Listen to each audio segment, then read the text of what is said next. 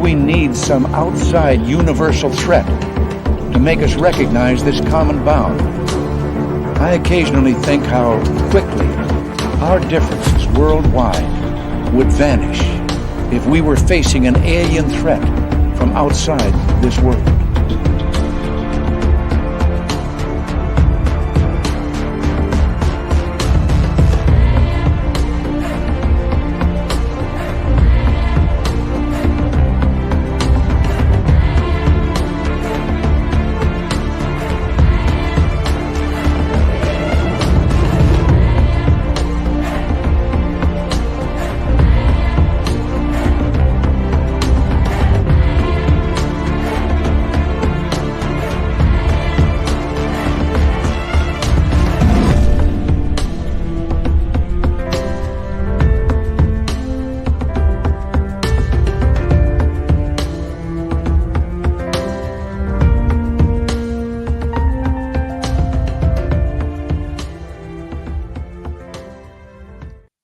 Good evening and welcome to Spaced Out Radio. Tonight, my name is Dave Scott. Thank you so much for taking the time to join us. We very much appreciate earning your listening ears wherever you are on this beautiful planet we call Earth. Hi to everyone so far tuning us on in on YouTube and Twitch. We got Merle, Ghost of the Great White North. He is here. Dirty Filth will be here as well. And our special guest, Craig Owens, who is part of Haunted History of Southern California. This is going to be a good one. He wears a great mustache as well. We're just going to add that in right off the bat.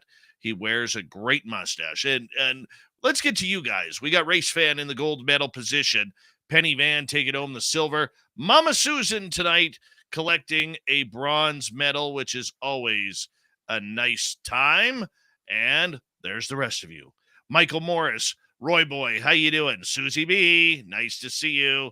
And hey, Merle, did you fall asleep reading that book? Merle it up, people. Brown Dwarf, nice to see you. And B, Sandy B, nice to have you here. Jessica, always a pleasure. Luscious Jules, Merling it up. She gets it going right off the bat here. Way to go, Jules. Van Gogh, hey, it's been a while. Van Gogh will be signing autographs after the show. Line up to the left of the studio if you don't mind. To the left of the studio, Crystal J and Brown Dwarf, nice to see you. Toe Tag, always a pleasure. He's Merling it up. And look at Jules, just hitting the Merle hard here. All right, Penny Van, nice to see you. And let's see, Mennonite Abe, Merling it up. And there's Thurston Howell III, Merling it up. Absolutely, people need their Merle time. Lars Jansson from Farjestad, Sweden. He'll be starting in goal wearing Rick Hines' number 31. Rick Hines, back in the day. Look that up. Wow, that's old school Canucks right there, people. Old school Canucks. Let's continue on with roll call here, shall we? W. David Page. Doug Shelby is here. The Doug Shelby has arrived, which means we can officially start this show. And we love that. Millennium, my man, good to have you here. As my computer skips on me. Thank you. Esmeralda, always a pleasure. Simon in Australia, Merling it up. We love it, man. We absolutely love it. Grandizer, good to have you here. And where are we here? Crystal J, Merling it up. Yeah, there's Jules, Merling it up for Brother Doug. All right, here we go. Who else we got? Maggie M10, Vash the Impaler, and Stephen Edmond, Merling it up here. Stephen will be signing autographs after the show as well. Line up to the right of the studio, to the right of the studio. All right, let's move over to Spreaker here. So that way we can get Bill WD-40 in to, where's my mouse here? Lube us up for tonight's show, because we like to go into every show nice and smooth. You know how it goes. Gonna just slide right in. Judy Wheeler, good to see you. And Ozzy Ange, nice to have you here. And the Michael Leger has returned. Alice Elkins, welcome to SOR Chat. Hi, Amy. Hi, Pixie Lara. Hi, Nikki in Seattle. And National California Cubs fan, Merling it up hard. Look at that. That's Power Merle right there. Guitar Muse, too. How you doing there, Markham? Good to have you. And we'll see you in Vegas, by the way. And Lurks a lot. Good to have you here. Von Patrick, Lily Pond. and some good merling there. Little Marky Spender has arrived. There he is. Say hi to Baxter for us, my friend, and give him a good pet. And there's Merle, even merling it up for himself. That's what he does. He's not afraid to merle it up. Let's see here. You got some shoe polish in your hair? Yes, I do. Yes, I do. Dolly, how you doing, young lady? Good to have you here. Alien Believers, nice to see you. And, yeah, little Timmy Senor is here. All right, 8 seconds, everyone. Super Chat is open. It's a wonderful way to support what we do. Horns up. Let's rock.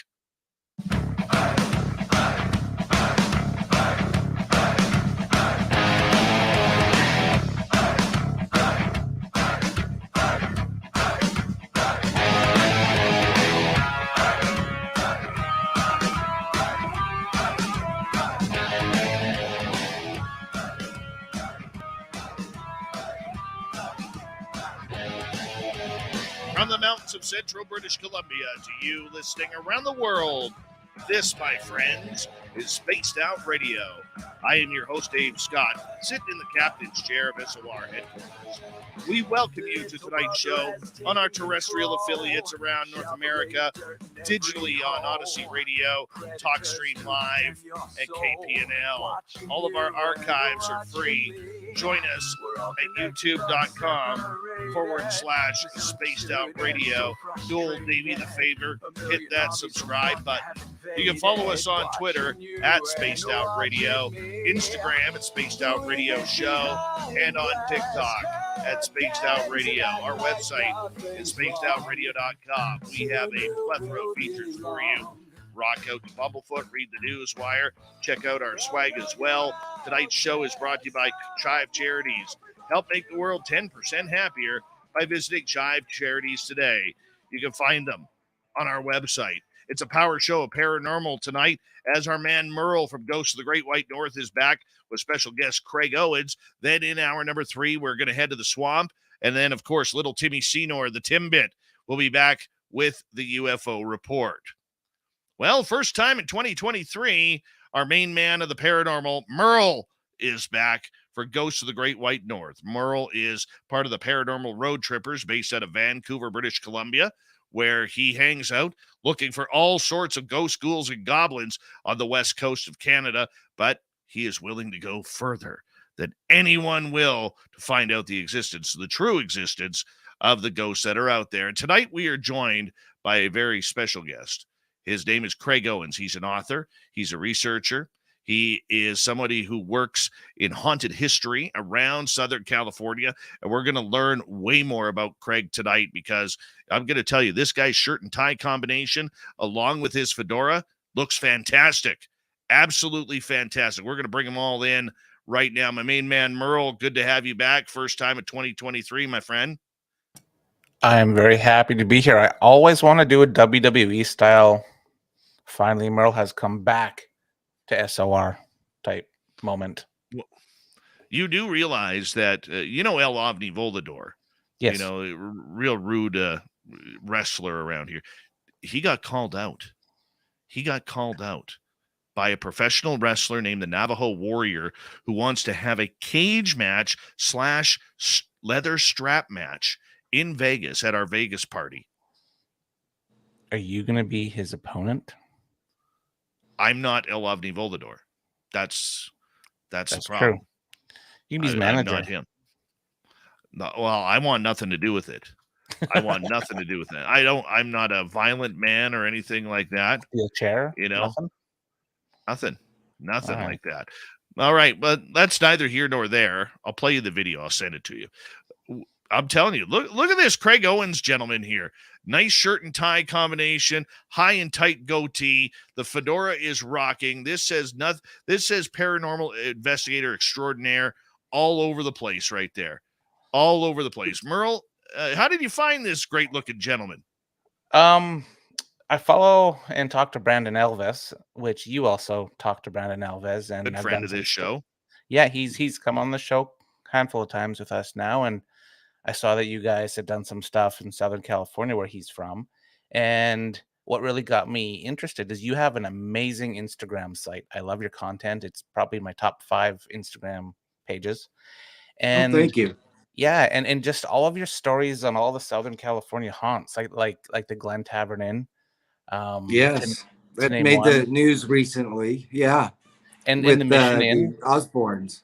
Yeah, and those are what I want to talk about tonight. I want to get into all the stories of all the hotels you've covered, and you have a book out, which is awesome, and you further go into details of all of the hotels there. But just so Southern California is kind of interesting place. I've been there once.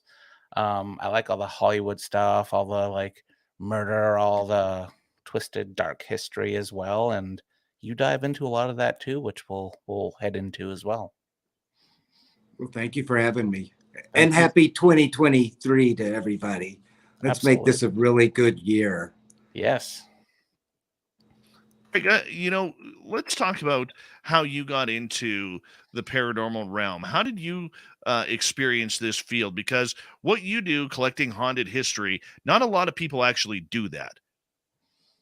Yeah, I know. And sometimes I wonder why I did it too, but it's kind of a crazy thing. I always, my short answer, because I have a lot of long answers, is that I didn't really choose it. It chose me.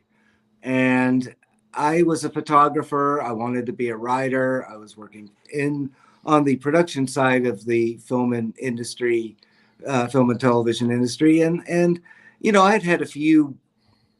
My family would say more than a few paranormal incidents growing up, but there were a lot of years that went by where nothing ever happened. But I always had a fascination with it, and I had a fascination with history too.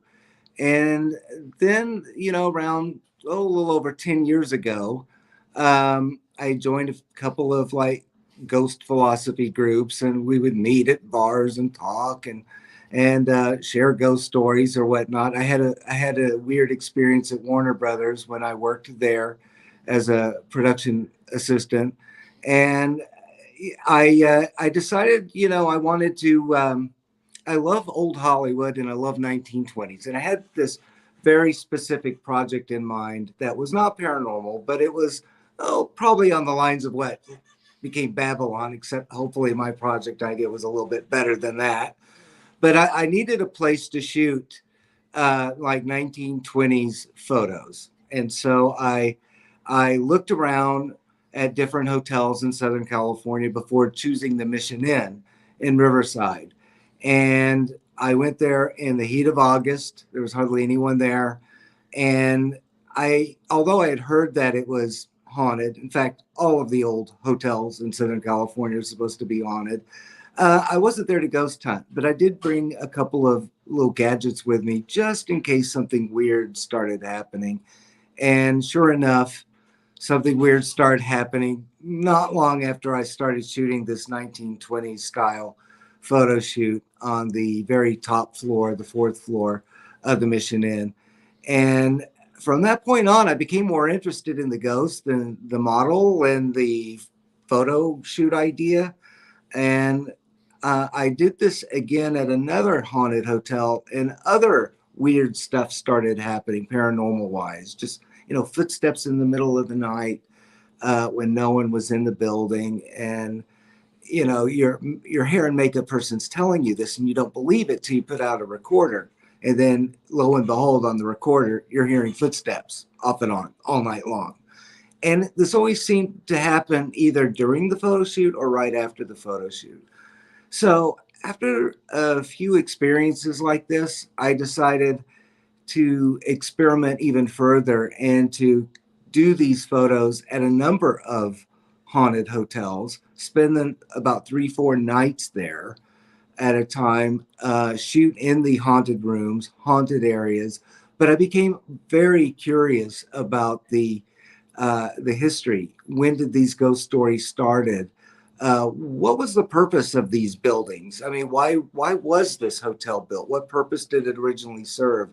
What crimes, if any, took place there? And that was where the real treat was, the unexpected pleasure was. The photo shoots were great, definitely had some paranormal stuff happen, sometimes interrupting the shoot itself. Definitely picked up a lot of EVPs and I witnessed some really strange things like doors opening and closing. But the Wow. real surprise what history revealed and doing these really intense background checks. Started finding out that historians were sometimes wrong, and that the history online is almost always wrong, and the paranormal history is almost guaranteed wrong. And so it became a kind of passion for me to try to sift through all this information and try to separate fact from urban legend and do it in a way that makes sense. And I guess I could conclude that what I got out of it, it was like a 7-year journey going through like 14 to 16 hotels. And where I came out of it feeling like I certainly believe more in the paranormal. I probably believe less in ghost stories but believe more in ghosts, if you know what I mean. And what I mean by ghost stories, I just mean the stuff you find online, on paranormal blogs and stuff. But, about someone hanging themselves in a room or, 100 years ago, but no one seems to know the person's name, blah, blah, blah, that kind of stuff. We're talking like ghost origin stories. But I became much more of a believer of ghosts. But when you start connecting the types of paranormal activity with the actual history and function of the building, suddenly all of these urban legends kind of crumble and a new story emerges. And the story actually begins to make sense as to why it's haunted. I could give you at least one or two examples from like almost each location of that actually happening. Oh, So that's go my for it. long That's version. what we're here. That's what we're here Yeah, for. 2 You got hours. examples? Bring that Okay. up. We want Well, that. I'll give you a case in point. Okay, I'll give you probably one of the best cases of in point that there is. There's a hotel in Ventura, which is where Brandon, used to live, called the Bella Maggiore Inn. And I don't know if it's ever reopened since the pandemic or not, but it's a very funky former bed and breakfast. And a lot of paranormal folks out in Southern and Central California have at least heard of the Bella Maggiore. It was a thing about 10, 15 years ago. Not so much now. It's not a hot spot yet, but it had a famous room. I think it was room 17, and a famous ghost story attached to it. And the ghost story had to do with a prostitute named Sylvia Michaels, who supposedly had an affair during World War II with a naval soldier. Right towards the end of the war, the naval officer dumps her when she's bearing child, and he goes back to his wife, and she ends up hanging herself in the closet of room 17.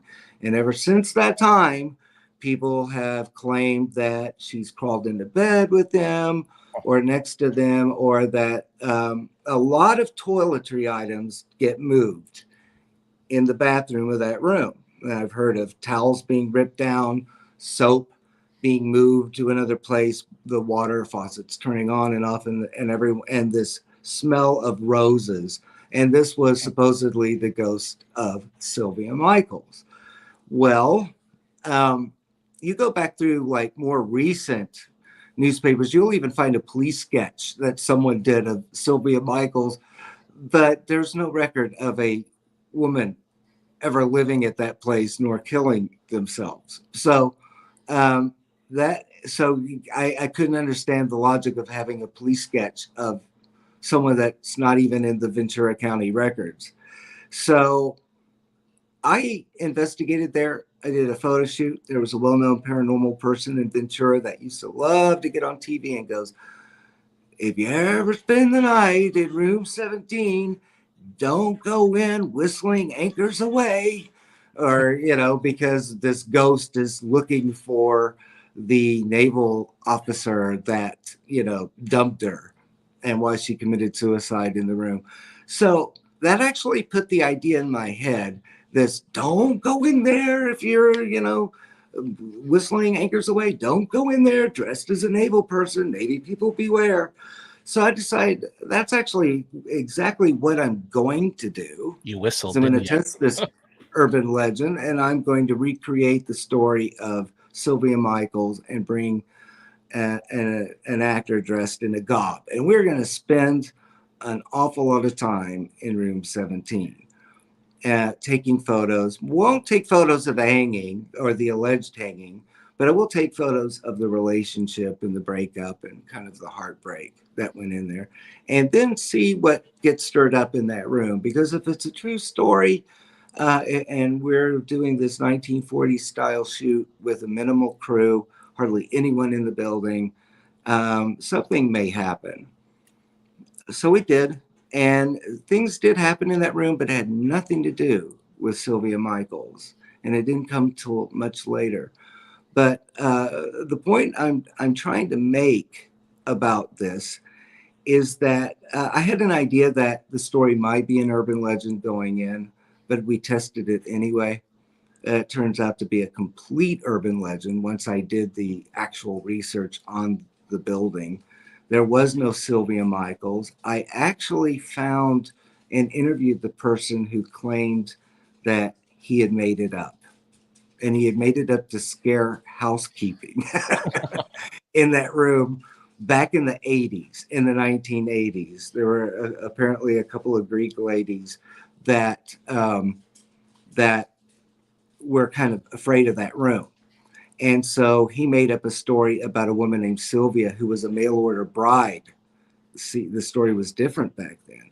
A mail order bride who had come over after the war, and that she hated her life in Ventura so badly that she hanged herself or committed suicide. There was no hanging then.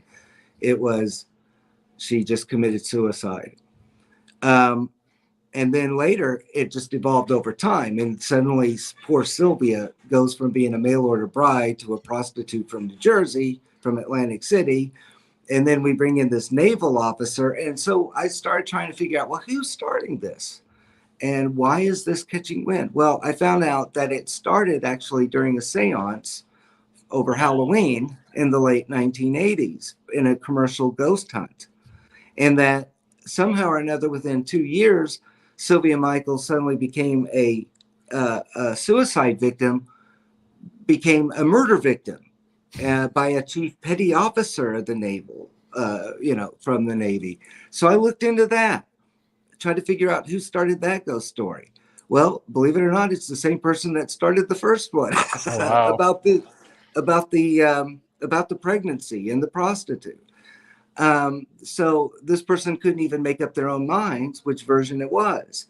So I started, looking deep into the hotel's history, and it was a little bit based on the real history of the building. During World War II, there were people that, were naval folks that would stay there off and on. Almost every one of these residential apartment hotel buildings probably had some kind of prostitution at one point or another. And I did was able to find a few deaths that appeared in that building. But here's the key to it. I looked at the old blueprints, and the Bella Maggiore Inn was never always the Bella Maggiore Inn. It started out as the El Nido apartment building when it opened in the 20s. Then it became the Taft Hotel, which it stayed that way a long time. And it wasn't until the 1980s, under new owners, did they reinvent it as an Italian, and they completely regutted the rooms and redid everything to make it into this Mediterranean-sounding Italian villa. And then they merged with yet another hotel that was right next to it called the Astor. So it's actually a combination of two 1920 hotels into one. Now, room 17 was the men's shared bath until the 1980s. So there was no closet. I looked at the blueprints. There was no closet for a Sylvia Michaels to hang herself. That was a men's shared bath. So the whole story of Sylvia Michaels, the prostitute living out of that room, crumbles to dust. because it's a shared bath. However, now what makes it interesting, as I had mentioned earlier, that toiletry items were a big thing that would happen there in that room, which would get blamed on the ghost of Sylvia Michaels. So what you're seeing is paranormal activity that is actually associated with the use of that room back in the 40s. That makes sense. Toothpaste being moved around, the wallet, being moved around, towels falling off the rack by themselves, soap, flying off the sink, the faucet turning on and off. So really, what the ghost is, it could be male, not female. That's actually haunting there, and that it's somehow connected with that bathroom. And by the way, to this date, the Bella Maggiore, that bathroom in room 17 is the only one that has a shower. And the reason why it's the only one that has a shower and a tub and a bathroom and has a full bathroom was because that was its former, the pipes were there in order to do that. So these are the things that I find far more interesting. So you throw out the Sylvia Michaels ghost story, doesn't exist. I had some people get mad at me because they love to bring her flower offerings, thinking that they'll connect with the ghost of Sylvia Michaels. I'm saying there might be a female ghost haunting one or both of those buildings, but it's been mischaracterized. And this is one of those things where I recommend throwing out the urban legend, call it for what it is, and let's start over and find out what's really there. Is it male or is it female? When I did my photo shoot in room 17, I would sleep in that room at night with a recorder on. What I got one night was the sound of really heavy boots clomping on like a hardwood floor, despite the room having carpeting. And what I heard, what sounded like a gruff male voice from that room, like ordering me to get up or wake up. And I was actually choking in my sleep at the time when all of this was going on. It's a really weird piece of audio. There was also a piano in the lobby right below room 17. And the manager at the time had said that the piano would play by itself every now and then. So we tried to get that going. We would do a photo shoot around that piano. And the only reason why I bring it up, it sounds like I'm rambling, but when the audio was picking up the sound of heavy footsteps, I'm choking, and there's this voice trying to say, get up, wake up. That piano is tinkling, playing a few like really primitive notes down below. Wow. We got about 30 seconds to go here before we got to go to break at the bottom of the hour here on Ghosts of the Great White North. Craig, I love the fact that you are so detailed. Yes. It just, you paint a picture beautifully, my friend. Beautifully. Oh, well, thank you. Thank you. Yeah, I've got other stuff. I'm full of stories, so just pick my brain. Oh, That's what I'm here for. Time. We are so going to. We are so going to. Ghost of the Great White North is back for the first time on 2023 here as our main man Merle from the Paranormal Road Trippers, based out of Vancouver, British Columbia, comes in to co-host with me. So that way we could talk some ghost spirits and some really cool haunted stories. Special guest tonight, we have Craig Owens. He's got a book out on Amazon called Haunted by History, separating the facts and legends of 8 historic hotels and inns in Southern California. You can get it now, along with his other books. We'll be back right after this.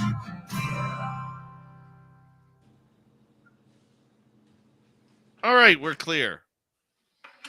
Wow, that was probably the quickest half hour to date.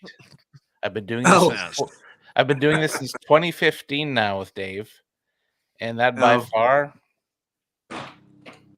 quickest. I didn't even know that was half an hour. I appreciate how you investigate. I appreciate how you go into the history. You kind of throw everything on the wall and see what sticks and kind of go after that. You're more of like a haunted detective. It's amazing. Yeah, yeah. Well, that part is fun to me, but it also can be it's very time consuming, and it can be very tedious. It's not for the faint at heart. I mean, you really you know, you have to fall down a lot of rabbit holes until you find that one that goes, aha, this Yeah. makes sense now. I actually really enjoyed that last story you talked about, and the fact you got evidence as well, and it totally makes sense with the toiletries and all that sort of stuff. Because if that was a washroom or a bath area in the older days, that would they just be using it, right? Yeah, yeah. That's what purpose it serves. Yeah, I have another one about I have a couple of stories that relate to that too. Bathroom ghosts. I don't know why ghosts Weird, haunt right? bathrooms. They do. So Um, yeah. well, I'm glad it all worked out, like with StreamYard too. That was Oh, I was nervous. You know, I haven't done anything in a while, and quite frankly, my brain is actually. I'm glad I'm a little sharp. I've been foggy because I've been working right now on a hotel called the Hayward Hotel in downtown LA, and it's all part of the Skid Row. It's building after building. It's Cecil. It's Yeah. Barclay. It's Hayward. There's not in most evil building. They all have serial killers. They all have jumpers, and I would say the Cecil is probably the mellowest of the ones I'm coming across, and um, it's really sad. But there's so many people behave so weird back then. It's yeah. amazing. You might But find right this. now, there were a number of like murder plots that were taking place at the Hayward, and so it was more than once was the last time a person was there right before they checked out and were immediately murdered. Yeah, It's kind of scary how everything kind of lines up, and it's almost a repeated pattern with certain places. it is. It's really weird. And because Ramirez hung out around there too, right? Down there in those days, Richard Yeah, Ramirez. in the 80s, the Cecil. Yeah, yeah. Uh-huh. You might find this interesting. I've been working on a documentary actually, and there's a collector here in Vancouver that collects serial killer items, Uh-huh. and he's more of a broker. He buys them whatever, but he has personal belongings from Richard Ramirez and Ted Bundy and Jeffrey Dahmer, all of them, and we've been investigating them, and it made me think about that when you mentioned the Cecil and Skid Row, and it's just the amount of energy that must be imprinted down there is mind-blowing. Yeah, no, it gets really, sometimes it wavers between absolutely frightening, creepy, and oftentimes very sad at the Mhm. same time. The Barclay, to me, it was more sinister than the Cecil, in that it had two serial killers that actually committed murder in that building, whereas the Cecil only had a couple of serial killers, now celebrity serial killers, mind you, whereas the other one didn't. But they didn't. There's no hard evidence that they committed any murders inside the building. But the Barclay, that's a different story.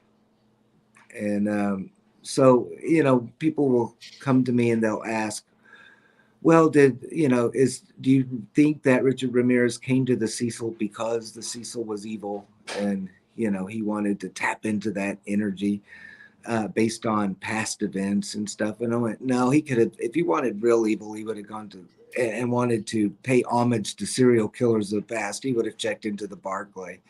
He Right. was there for other reasons. All He right, was there gentlemen, for I'm other going to get you all reasons. to hold on right there for a Yeah. second.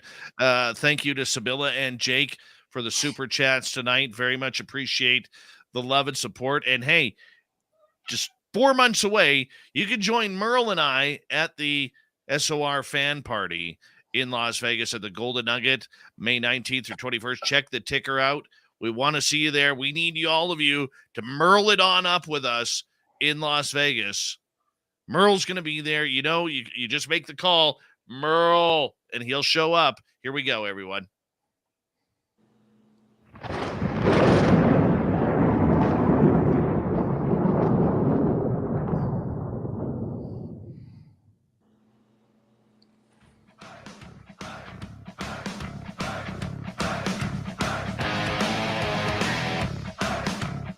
Second half hour of Spaced Out Radio is now underway. Thank you so much for joining us. My name is Dave Scott. Very much appreciate earning your listening ears. Want to remind you that if you miss portions of this show or others, check out our free archives by going to youtube.com/Spaced Out Radio. Do old Davey the favor, hit that subscribe button. Our website is spacedoutradio.com. We have a plethora of features for you. Rock out to Bumblefoot, read the news wire, check out our swag as well. Follow us on Twitter at Spaced Out Radio, Instagram at Spaced Out Radio Show, and on TikTok at Spaced Out Radio. Here's Merle from the Paranormal Road Trippers and Ghosts of the Great White North. He is back for 2023, and we love him. Hooray for Merlewood tonight. We appreciate him coming on in to talk all things paranormal and supernatural. And our special guest tonight, author Craig Owens. He's got a great book out called Haunted by History, separating the facts and legends of 8 historic hotels and inns in Southern California. Craig, Merle, thank you for joining us. Thanks for having me, Dave. Yeah, it's great to be here. Craig, I want to start off by asking you, everybody talks about the Cecil Hotel. Yes. In California. It's the famed one. It's right in the downtrodden area, of Los Angeles. It gets all the fame, the fortune from the Black Dahlia right up to Alyssa Lamb, a Vancouver girl who tragically passed away a few years ago, which, by the way, I'm going to be honest with you. I am still upset that Ghost Adventures actually did an episode on that. That's way too new, and there's still too much unknown about that story. I thought it was really a classless thing, but that's me. That's me. Let's talk about the Cecil. You're saying that the Cecil Hotel, for its popularity, isn't as haunted as many others.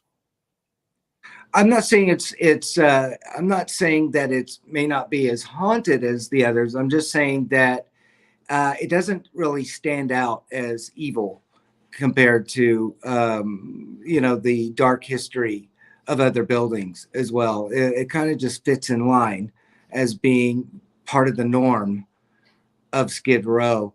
Now, I finally saw the Ghost Adventures, 2,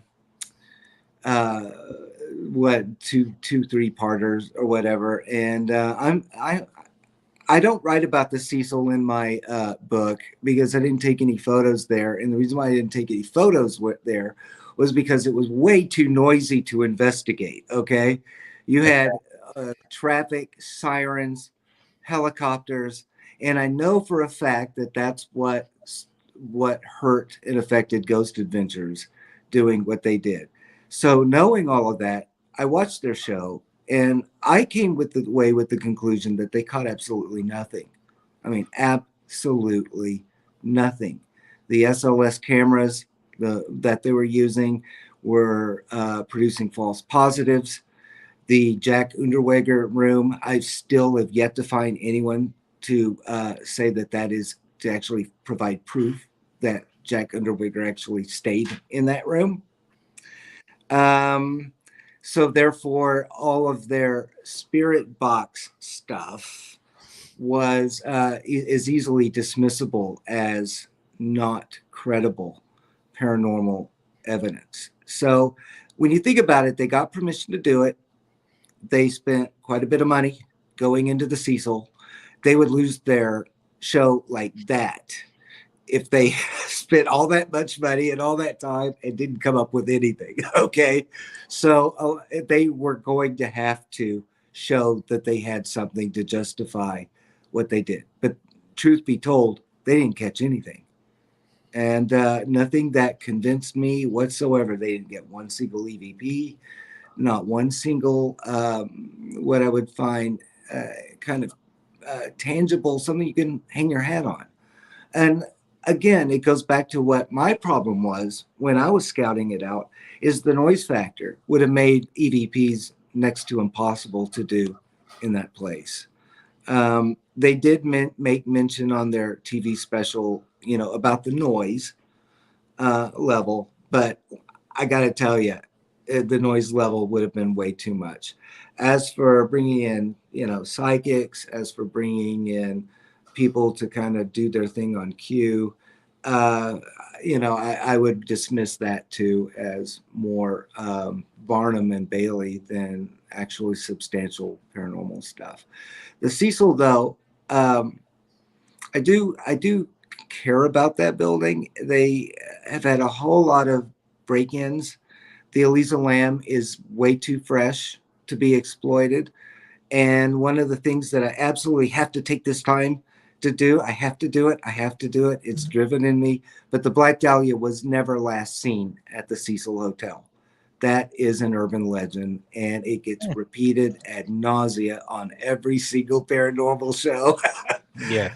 Including the one that I was brought on to speak on the Cecil. And it was a CW show called Mysteries Decoded. They wanted an expert on the Cecil to talk about it. So they brought me in. And I said, I'll only do it if you let me tell that the Black Dahlia was never last seen at there, because I'm so tired of this. She was last seen at the Biltmore Hotel. Sure. Yeah, go ahead. I told everybody on the set. I told the director, I told the other cast members, said, remember, the Black Dahlia was never last seen there. Never. Guess what? I saw the edited version of it that aired on the CW. They mentioned it without refuting it. That broke my heart. It's like, if they did that, think of all the other shows that know better and put that stuff on there anyway. But so the Black Dahlia was never last seen there. It's a relatively new, old urban legend that was dusted off and put back out, and Travel Channel did a lot to promote that. Shortly after Eliza Lamb, there is a connection, psychological connection, which is why people love to bring it out. And it's a single young woman dies mysteriously in downtown LA, So unfortunately, Elizabeth Short, the Black Dahlia, has been resurrected from the dead to now be last seen at the Cecil. When she was last seen out front of the Biltmore Hotel, which was 3 or 4 blocks away. Now, the Cecil had a couple of well-known serial killers. Everyone likes to talk about it. I have a mental block against serial killer names, so if I mispronounce it, it's deliberate and not at the same time. I just have this revulsion of serial killers, so I always just ruin their names. But I'll try to get it right. Richard Ramirez and Jack Underweger, correct? Yes. Or as close as I can. For whatever reason, I want to call him Undergarden or Underwear. And Undergarment.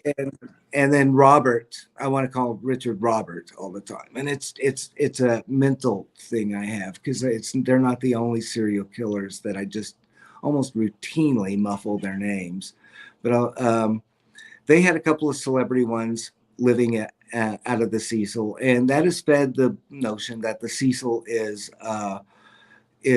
demonic or especially evil. But what I'm finding is that there are serial killers occupying other buildings too that just aren't getting the same media treatment. And if you want to go darker than the Cecil, the Barclay Hotel, which isn't that far away, actually had 2 serial killers that actually committed murder in the room. The first one was in the mid-40s, and it was a man who picked up a woman in a bar in Skid Row, offered to pay her, I believe, $10 to go to his room. She went to his room. They get into a scuffle, supposedly over money, additional money. He kills her on the bed, and then he takes a knife, a very large knife, and tries to sever her arms in order to hide her body in a suitcase. And he only got one part of the leg cut off with this like ultra big hunting knife or kitchen knife or whatever. And he gave up. He said, screw this. This is way too much work and too much labor. So he only got part of a limb severed off before he left.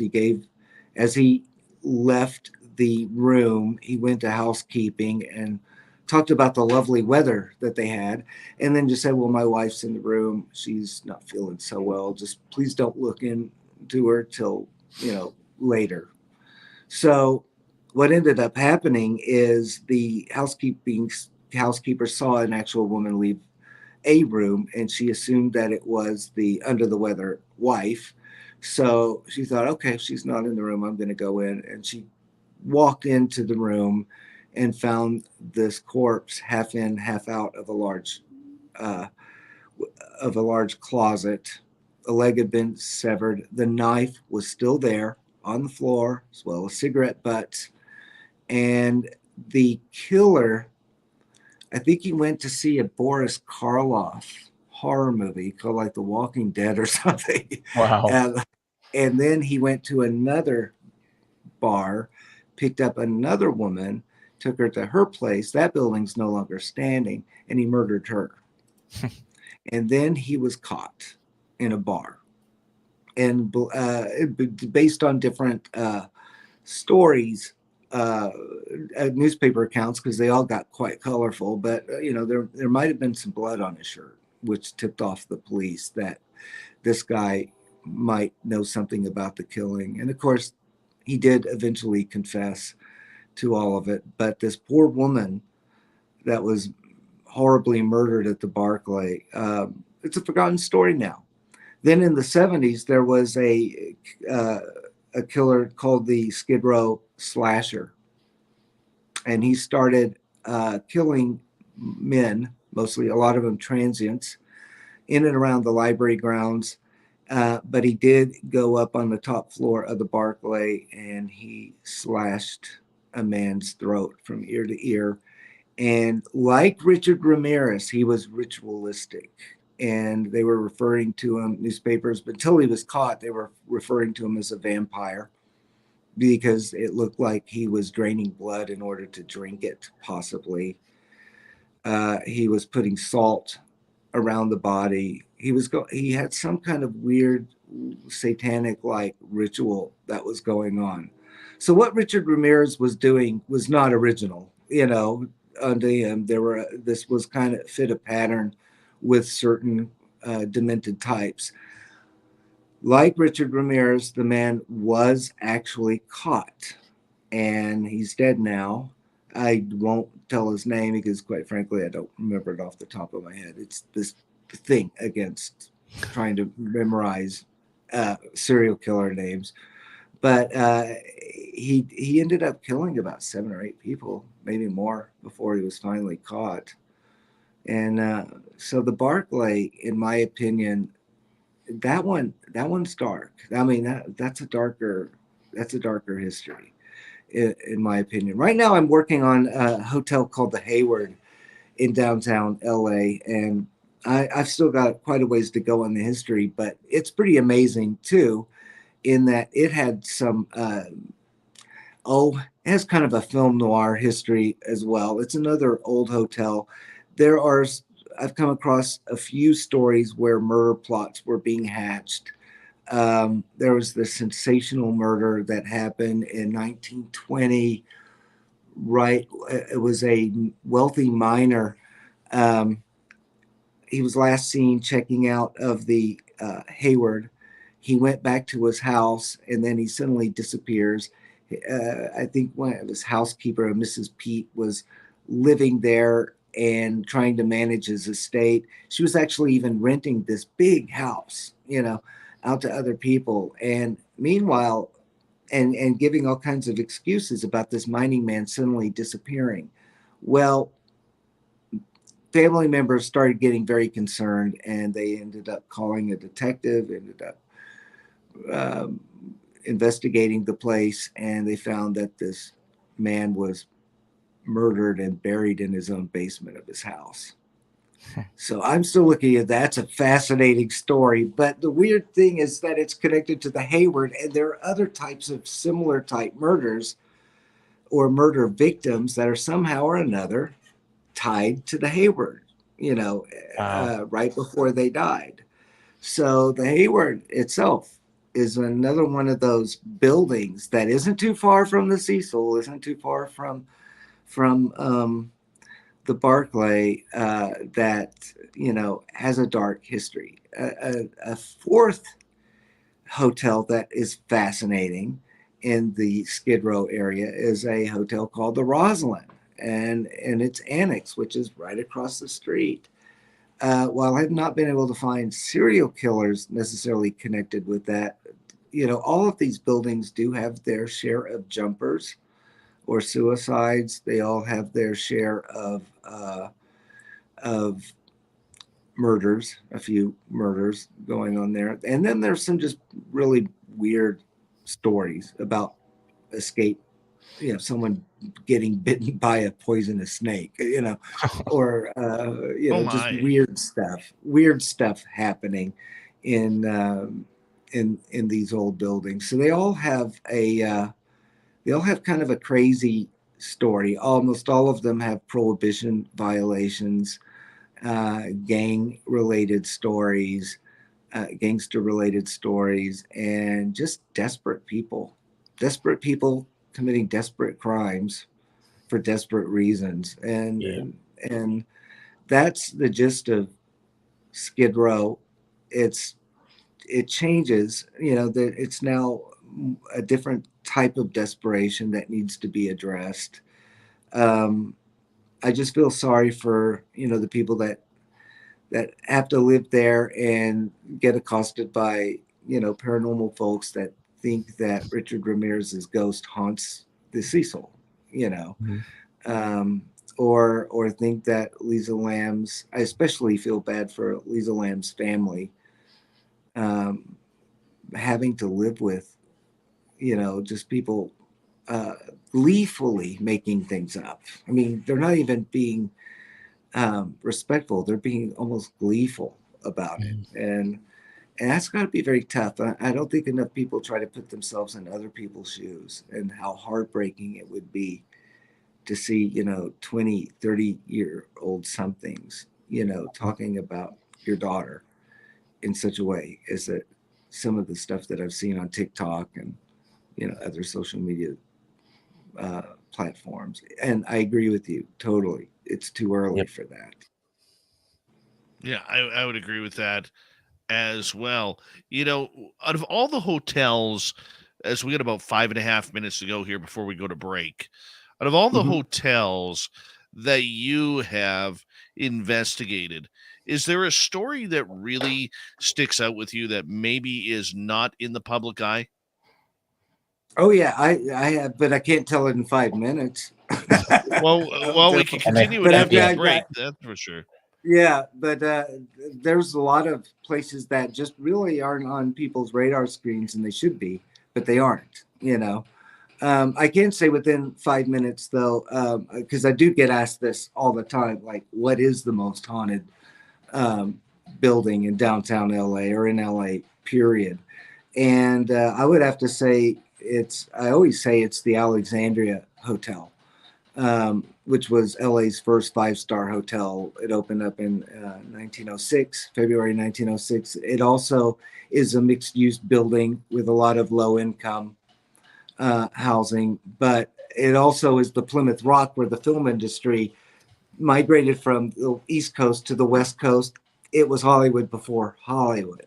This is where Chaplin was in 1914, 1915. This was where Rudolph Valentino was when he first came to town, where the Warner Brothers lived out of, where, if you were a film player in the 19 teens, you were at the Alexandria a lot. There were a lot of deaths there as well. But the one thing that most people don't realize is that when American Horror Story did their hotel season, everyone knows that because they promoted it as such, that they based it off of the Hotel Cecil. And I see that a lot where they go, oh, yeah, American Horror Story. What they don't know, and it is on record, if you want to look it up, is that the Cecil was only one of the hotels that they chose. The other hotel was the Alexandria. So that whole section of a walled off wing, a sealed off wing, and the whole Rudolph Valentino vampire storyline, which was a pretty major storyline throughout the whole season, that's all taken from the Alexandria Hotel ghost lore, because there really is a sealed off part of that building at the Alexandria, that was sealed off in the mid 30s. Rudolph Valentino does have a history with that building, and his room, his suite, the Valentino suite, is supposed to be haunted. I had a paranormal experience there myself, but how much time do I have left? About 3 minutes. Okay, I could fill this in real quick. One of my very first haunted by history photo shoots was in the Alexandria suite, which was on the 12th floor of the 1911 annex to the Alexandria Hotel. And there was a door that slammed late at night, so loud and so hard. And it was a door that we thought was permanently wedged open because there was no air conditioner there. It was the old tile from the 70s or earlier, and it was warped. We tried to move that door earlier in the day. We couldn't move it. I didn't want to break it. Late at night, after it got dark, shooting there, and the leasing agent is right next to that door, probably about 10, 15 feet away. And he starts saying, can you hurry up with that shot? It's getting a little cold and I'm getting a little scared back here. And he was all by himself in this little room. And I said, yeah, go ahead. I'll get the shot. Hold on. Well, within 5 minutes, that door slams shut. He screams. We all jump. We tried to investigate what could have caused that door to slam so hard that it caused all the glass to rattle in this old 1911 suite. And we can't explain it at all. But is it haunted by the ghost of Rudolph Valentino? No. That was actually named in honor of Rudolph Valentino in 1970. Nobody knows what room he really lived in, but they just happened to pick a haunted couple of rooms, decorated it to look gaudy like a 1917 style room, and when it was haunted. And so that's what fostered the Rudolph Valentino ghost story about him haunting his old room. But no, it's something else that's haunting that room. And there certainly are enough dark deaths there as well to where the list of possible suspects could range in the 20 something odd possible names or more.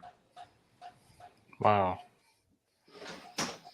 But you can rule out Valentino for sure. I don't think he has anything to do with haunting that building. It is great that he does have a history there, at least for a couple of years while he was alive. Haunting it while you're alive. Very interesting. Very interesting. Gentlemen, I'm going to get you to hold on right there. Hard to believe we are already through 1 hour here of Spaced Out Radio. Merle is here from Ghosts of the Great White North and the Paranormal Road Trippers based out of Vancouver, British Columbia. And our special guest tonight, as we continue on with the great hauntings of Southern California, Craig Owens, author of the book Haunted by History, separating the facts and legends of 8 historic hotels and inns in Southern California. We're going to continue with some ghost stories because that's what we do here on Spaced Out Radio. Talk ghosts all night long. Here we go with hour number 2 right after this.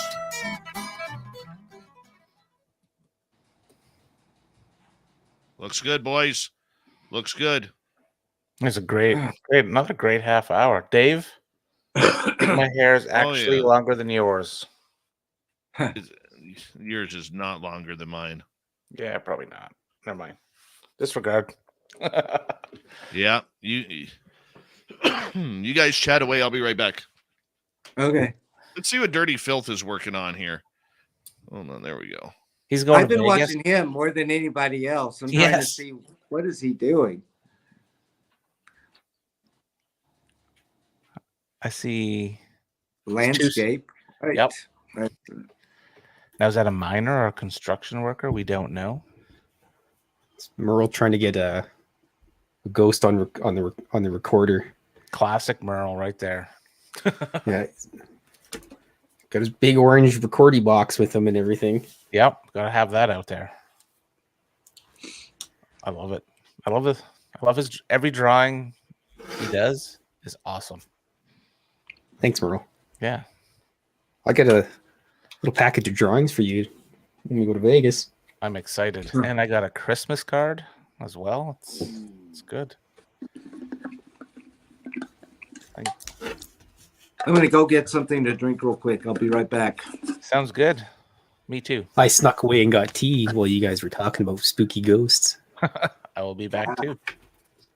Everybody's just leaving. All right, let's see how it is.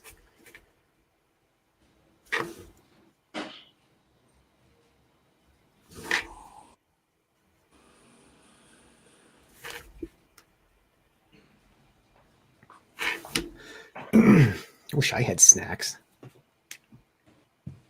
All right, I'm back. Hi.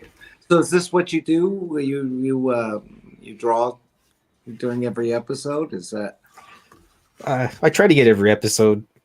My computer decided to croak on me last night, so I had to get a replacement in short order. But yeah, usually 4 times a week, come on, draw cartoons and entertain people during the breaks, or become a distraction. One of the two. Uh-huh. I don't talk during the show because I'm usually sipping on ginger ale and I'm belching all the time, and I got a potty mouth. What are some of the ghost stories of the Hayward? I don't know yet. I mean, I've heard that it's haunted. There was a shooting there last. A woman was literally shot to death in the building back in October, November. So whenever there's like a tragic like that, I always have people write me, "What do you know about the Hayward? What do you know about the Hayward?" And I've heard all of these places are haunted. Management's kind of nervous about it. You want to build trust in it, but trust in that I won't go in there and completely exploit it, but a lot of these places don't really know what their own history is. They really don't. The property owners, and a lot of them will inherit the urban legends and think that that's when they buy the history, thinking that is the history, and it isn't. And very few of them have the money or want to spend the money to actually hire a historian. So I do try to do things as an act of goodwill to get them to care about their building and maybe even fall in love with it a little bit more. But the Hayward, a lot of these buildings always say if they're not haunted, they have a right to be, because they have it has quite a checkered past. And any building that is around for 50, 60, 70 years, they go through wild real estate, economic swings. Mm-hmm. Where what was once very prestigious, very nice, goes right into the gutter. Sometimes they'll have a renaissance where it comes back again, and then and then it goes down. And a lot of these buildings, when they fell down, they stayed down, and that's the Cecil being one of them. So I'm still trying to get a beat on it. I've never been able to find a conclusive ghost story told about the Cecil yet. That's yeah, because a lot of it's word of mouth. It's a lot of it. You could almost use the word folklore or just tales. There's no Ghost concrete. lore. Yeah. Ghost lore. Yeah.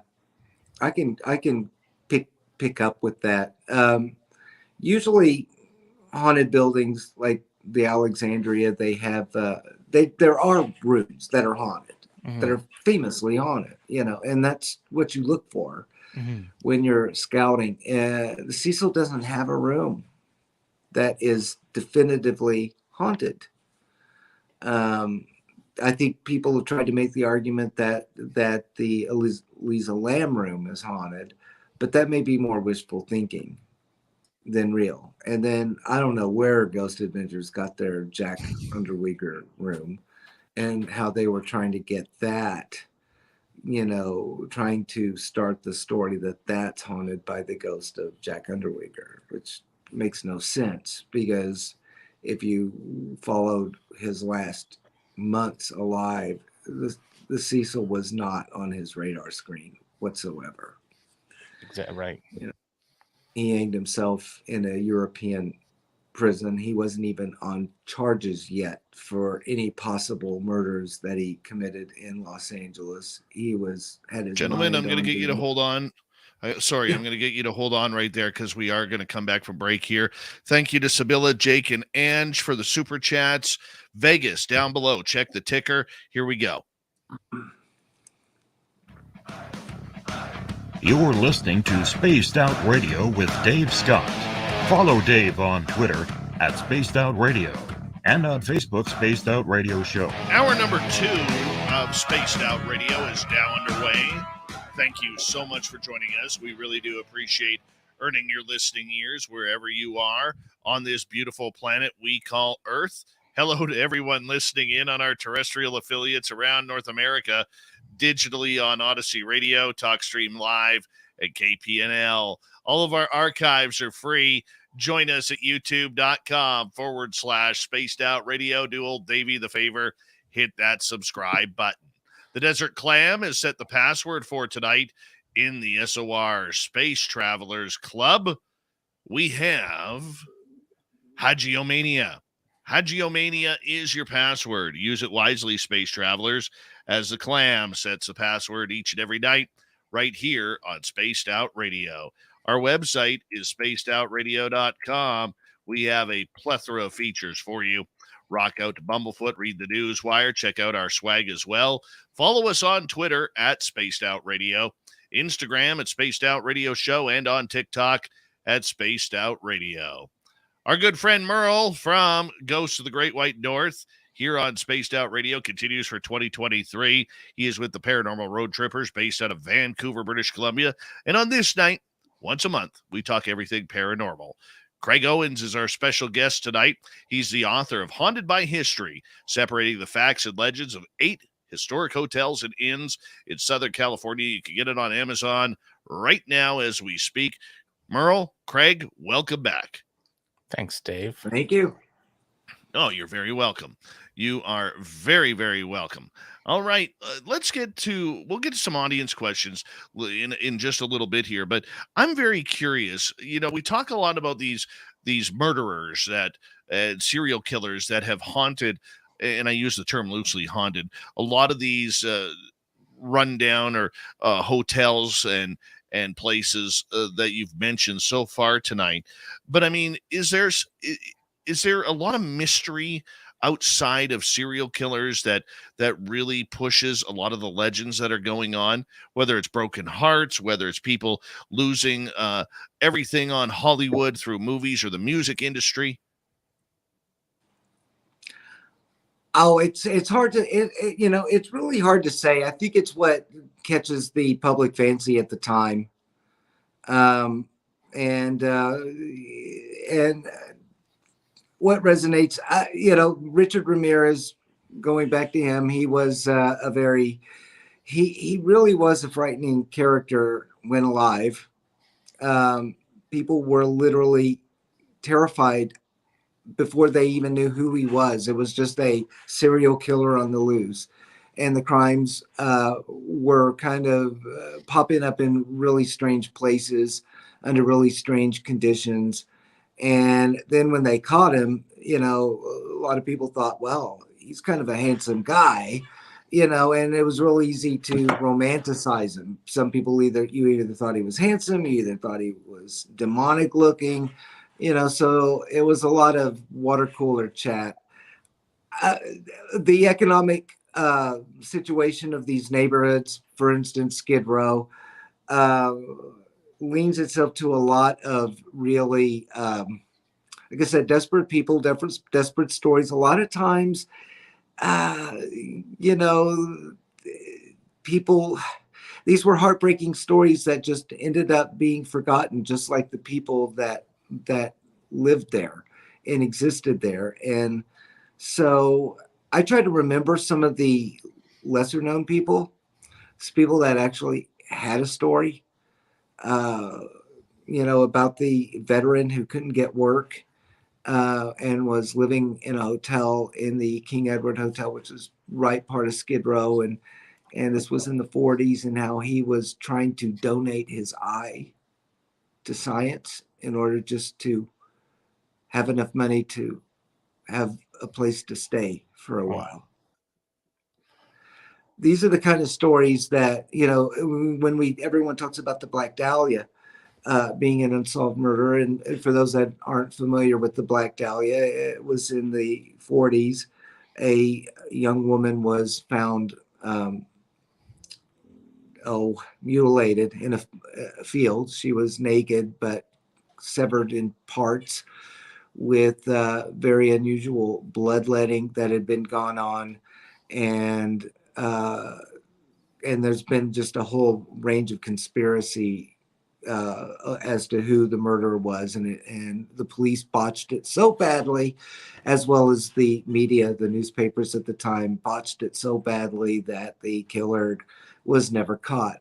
But what a lot of people don't realize is that that's not the first time a nude woman mutilated was found in an open field in LA.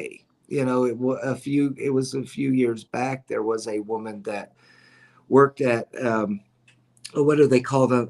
It was like a dive bar where they would go in, and she worked as a woman that would try to entice men to pay money to buy drinks for her. And it was kind of a racket, because the bartenders knew, and there's a name, I think they were called B girls or something like that. But they would pour their drinks really weak, the girls. If it had alcohol at all, it would be a very weak. But then they would pour the man's drink a lot. And so they kept trying to get these men to spend money at bars.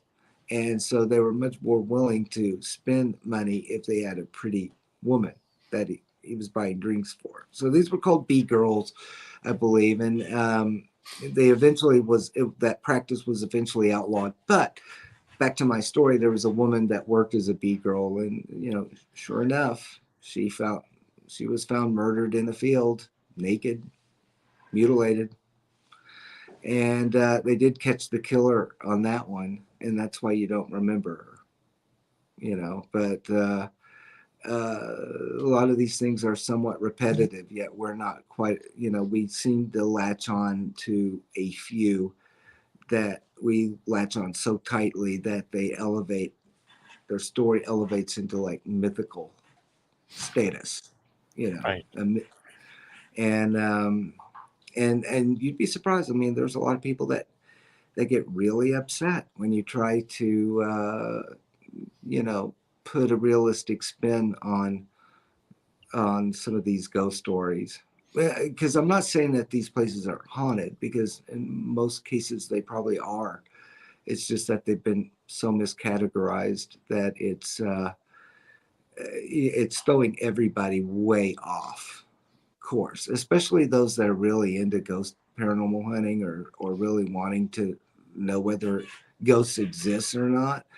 It does them no favors to just repeat stuff that is absolutely false under the guise that it is real. This sounds like a perfect opportunity for me to throw out an example. Can I do that? Absolutely. Please do. Marilyn Monroe and the Hollywood Roosevelt.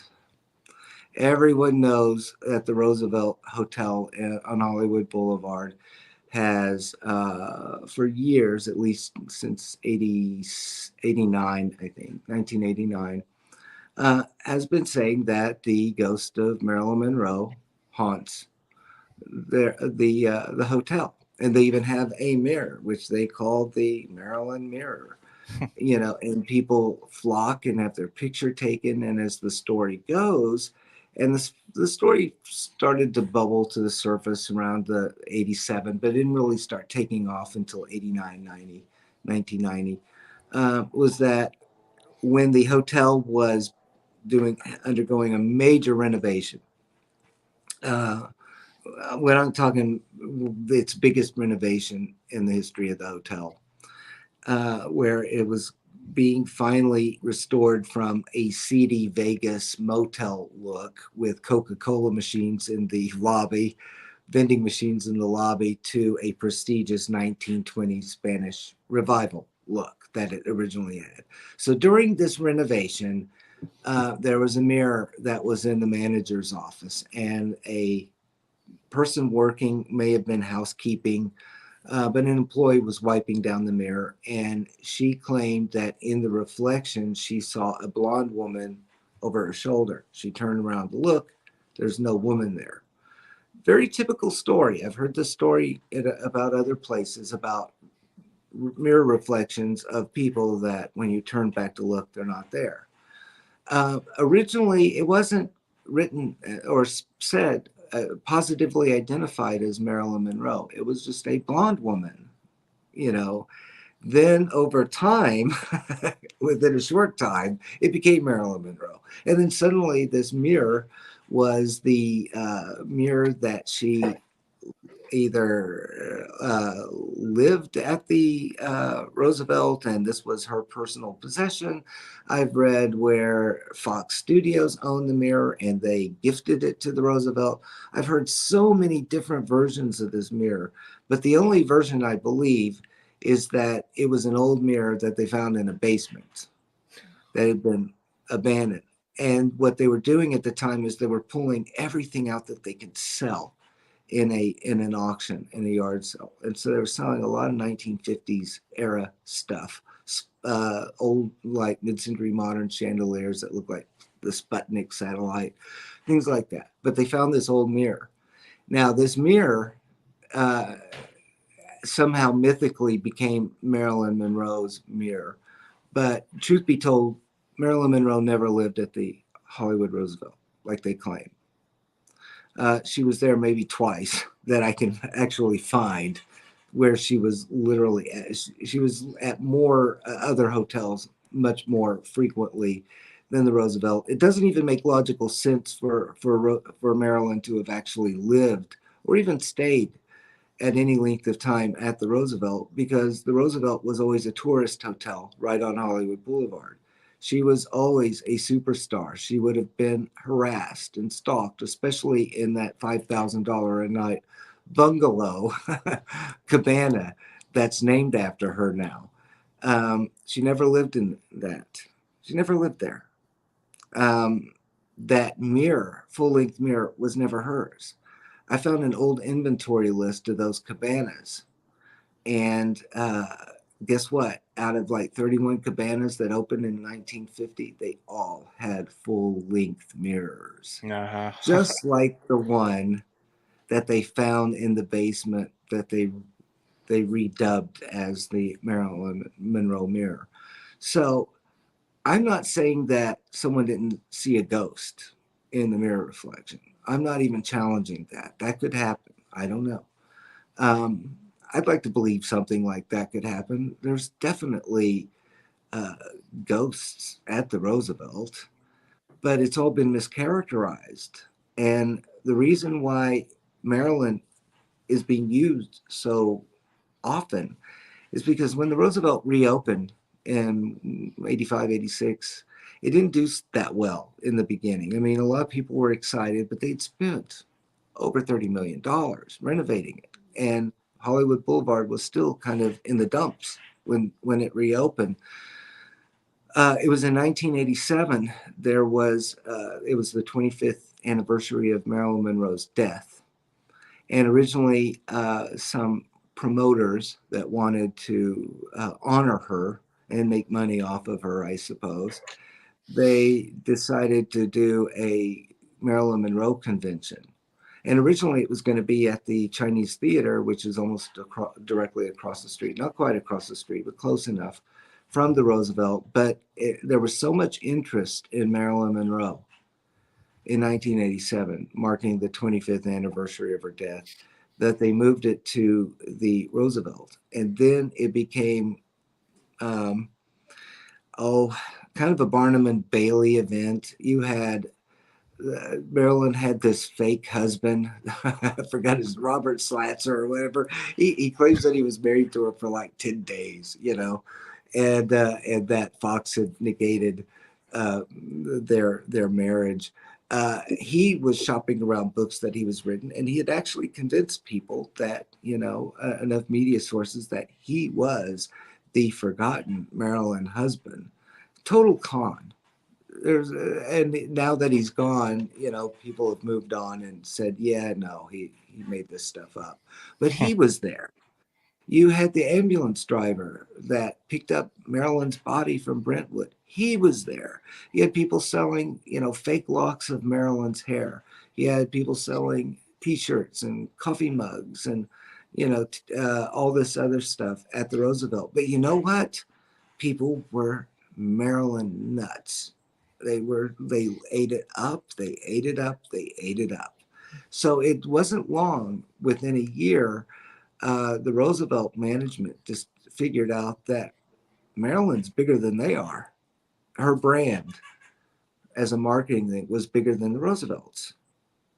So they attached themselves to Marilyn, and they've been riding it ever since. Now, the Roosevelt is a very interesting hotel because it was famously haunted. It was marketed as such throughout the 90s, not marketed the same way as much, but there are some really, that was jaw-dropping. And this might go back to your first question that you asked about, examples of hotels that, where I think that just make your head spin when you start finding things that make more sense than the ghost stories that are already there. And the Roosevelt had over 30 deaths. It has more documented deaths than the Cecil.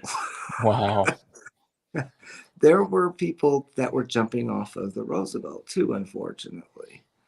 And which isn't a funny one. The worst one was a woman that jumped like the day before Christmas Eve and almost hit shoppers down below. Now imagine. Oh, goodness. Just imagine that for a second. And, there are some real horrors at the Roosevelt that was going on.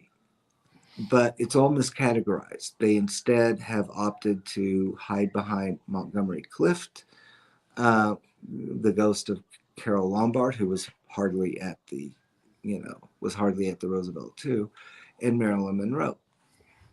The penthouse, there are two penthouses on top of the Roosevelt. And in the 90s, there was a psychic named Peter James that used to do seances where they would try to contact the ghost of Carol Lombard that was supposed to be haunting the penthouse. And once again, and you still find this on websites, when you do research, they claim that they even call it the Gable and Lombard penthouse.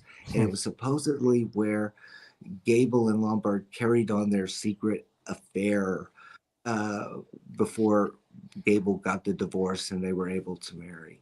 And that when Lombard died in 41, 42, her ghost is at this penthouse waiting for her husband. Nice Hollywood romance, little Wuthering Heights made out of concrete and steel, but none of it's true.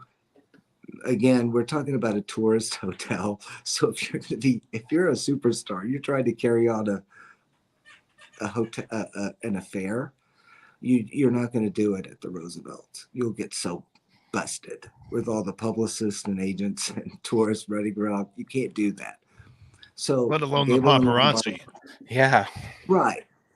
Now, however, they were saying that those penthouses are haunted.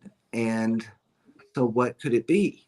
Doing the research, I came across there were deaths in those penthouses. It just wasn't Carol Lombard. Those penthouses were being used by the owners often where they lived.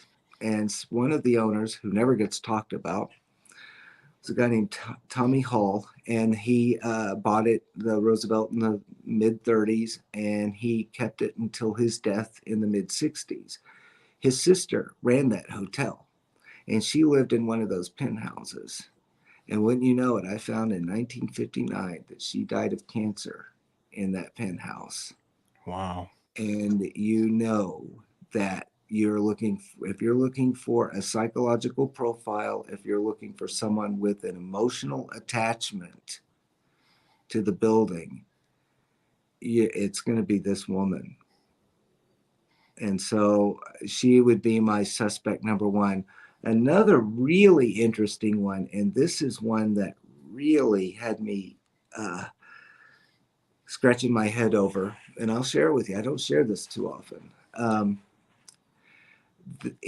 Starting in the 90s, there had been reports of a little girl calling out for her mom, and she was described as a 5-year-old girl. And Peter James, who was, I don't want to get into Peter James other than to say that he was wrong about a lot of things. He came up with a name for this little girl. He did not first encounter the little girl. He had already heard about the stories, and he just tried to insert his personality behind it. And I forgot what he named the girl, but it wasn't Jackie.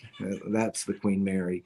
But he gave another name for this little 5-year-old girl that used to be seen in the lobby. Then I found out that she was seen in other parts of the hotel, and she was always asking for her mommy. Well, when I'm going through the records, I'm looking for things like this. And while I never found a 5-year-old that died in the building, what I did find was very creepy, and will get you thinking. Tommy Hall had a daughter that did not die in the hotel, but she did die of an unusual disease at age 5. Huh. And she died in 1952. And the name's different. Her name's Mary, not the ghost name that Peter James came up with. If I'm not mistaken, that put such a strain on the owner's marriage that they did actually divorce. But the Hulls ran that hotel. So this little Mary Toll's aunt was living up in the penthouse. For a brief while, Grandma was living. She died in the building, but Grandma lived at Roosevelt. Mom was constantly doing things at the Roosevelt and working there. So this little 5-year-old girl that was the daughter of the owner would have been at the Roosevelt quite a bit.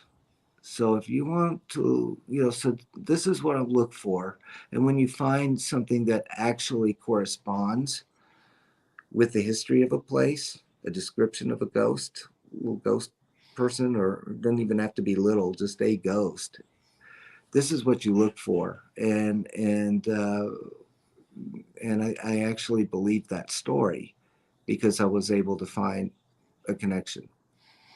Gentlemen, I'm going to get you to hold on right there because we only have a half an hour left of Ghosts of the Great White North here with our buddy Merle from the Paranormal Road Trippers and our special guest, Craig Owens. He is the author of Haunted by History, separating the facts and legends of 8 historic hotels and inns in SoCal. Find the book on Amazon right now. We'll be back with more paranormal talk, then hour number 3.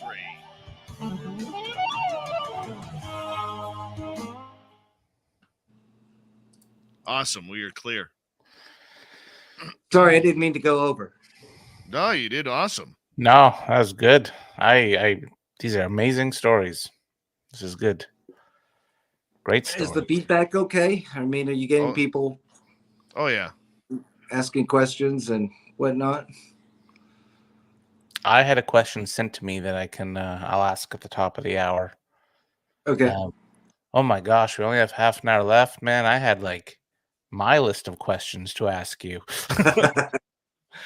So we'll have to have you Well, on maybe again. we should do the next one. I mean, the last 30 minutes maybe should be questions. I don't know. Sure. What do you think? What do you think, Dave? We can do it. Let's just run with it. Go with the flow. Yeah. Okay, because I could fill 30 minutes pretty darn fast. The Roosevelt, though, that one did that one endlessly fascinates me, and how far removed we are from even coming close to understanding what the hauntings are. You know, So much history, so many players in that hotel from its yeah. you could do a whole series of books or stories or Well, anything. yeah. You know who did die in the cabanas? There was a famous person that did die at the Roosevelt. Famous boxer Max Baer. Okay. Wow. Jethro's dad. On the Beverly Hills Billies. Yeah, Yeah. he loved that hotel, and he had a massive heart attack and died Damn. in the cabana. So if there's a ghost haunting the cabanas, I mean, Maybe him. and you want to talk about a celebrity, I mean, Max Baer isn't nearly as well known today as Marilyn, of course, but in his day, he was a pretty big star of the sports world. Clark Gable, I have a connection to that. A couple years ago, we investigated the Wolf Creek Inn, where it said that Clark Gable's ghost haunts. Uh-huh. I- That's in Vegas? No, that's in Or Oregon. where's that? Oregon. Okay. Yeah, it's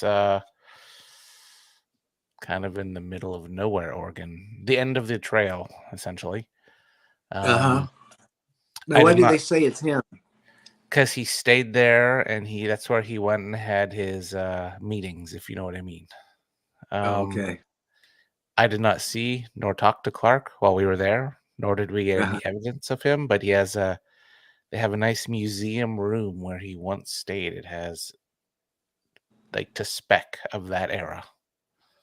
And Yeah. you too can stay in that room for a pretty penny. Yeah. It's Southern California. It's still big. I mean, you know, in the New England area, it's like George Washington slept here was like a big selling point. In Southern California, even you still see it to some degree, but it was like Clark Gable slept here, you know, and that was it was a big thing. And there's a lot of places out here that try to push that still. They're saying, oh, Clark Gable was here. Clark Gable was. And you know what? He wasn't at every place. Like, for instance, the Glen Tavern Inn, they love to talk about, you know, Clark Gable staying there, but Clark Gable never stayed there. You know, it's just, but they want to lay claim to it as well. So it's always shocking when I actually do find evidence of him actually being there. Yes. It's like, oh, good for you. Yep. Good for you. You know, he did get around, but he wasn't everywhere. Same with No. Chaplin. Man, imagine if we all had that star power of wherever we've been in our entire life, that's where we haunt. Oh yeah, I know. Yeah. Well, yeah, Marilyn haunts several different places. Valentino allegedly haunts several places. Some of the places were built after he died. Go figure. But he still haunts them, you know. Always a marketing angle or just people wishing that they could connect with these people. I totally appreciate how you investigate the properties and go into the actual history, and it's kind of like peeling the layers of an onion. You just keep going, right? And you keep finding all the new, the truth.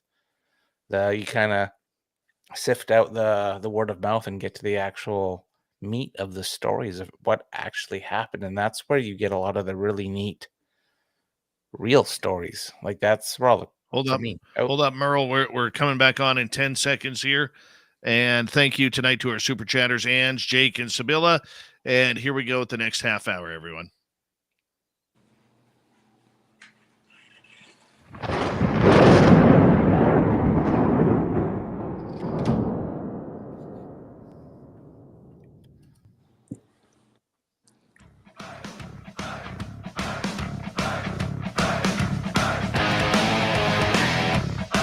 We passed the halfway point of Spaced Out Radio tonight. Good to have you with us. My name is Dave Scott.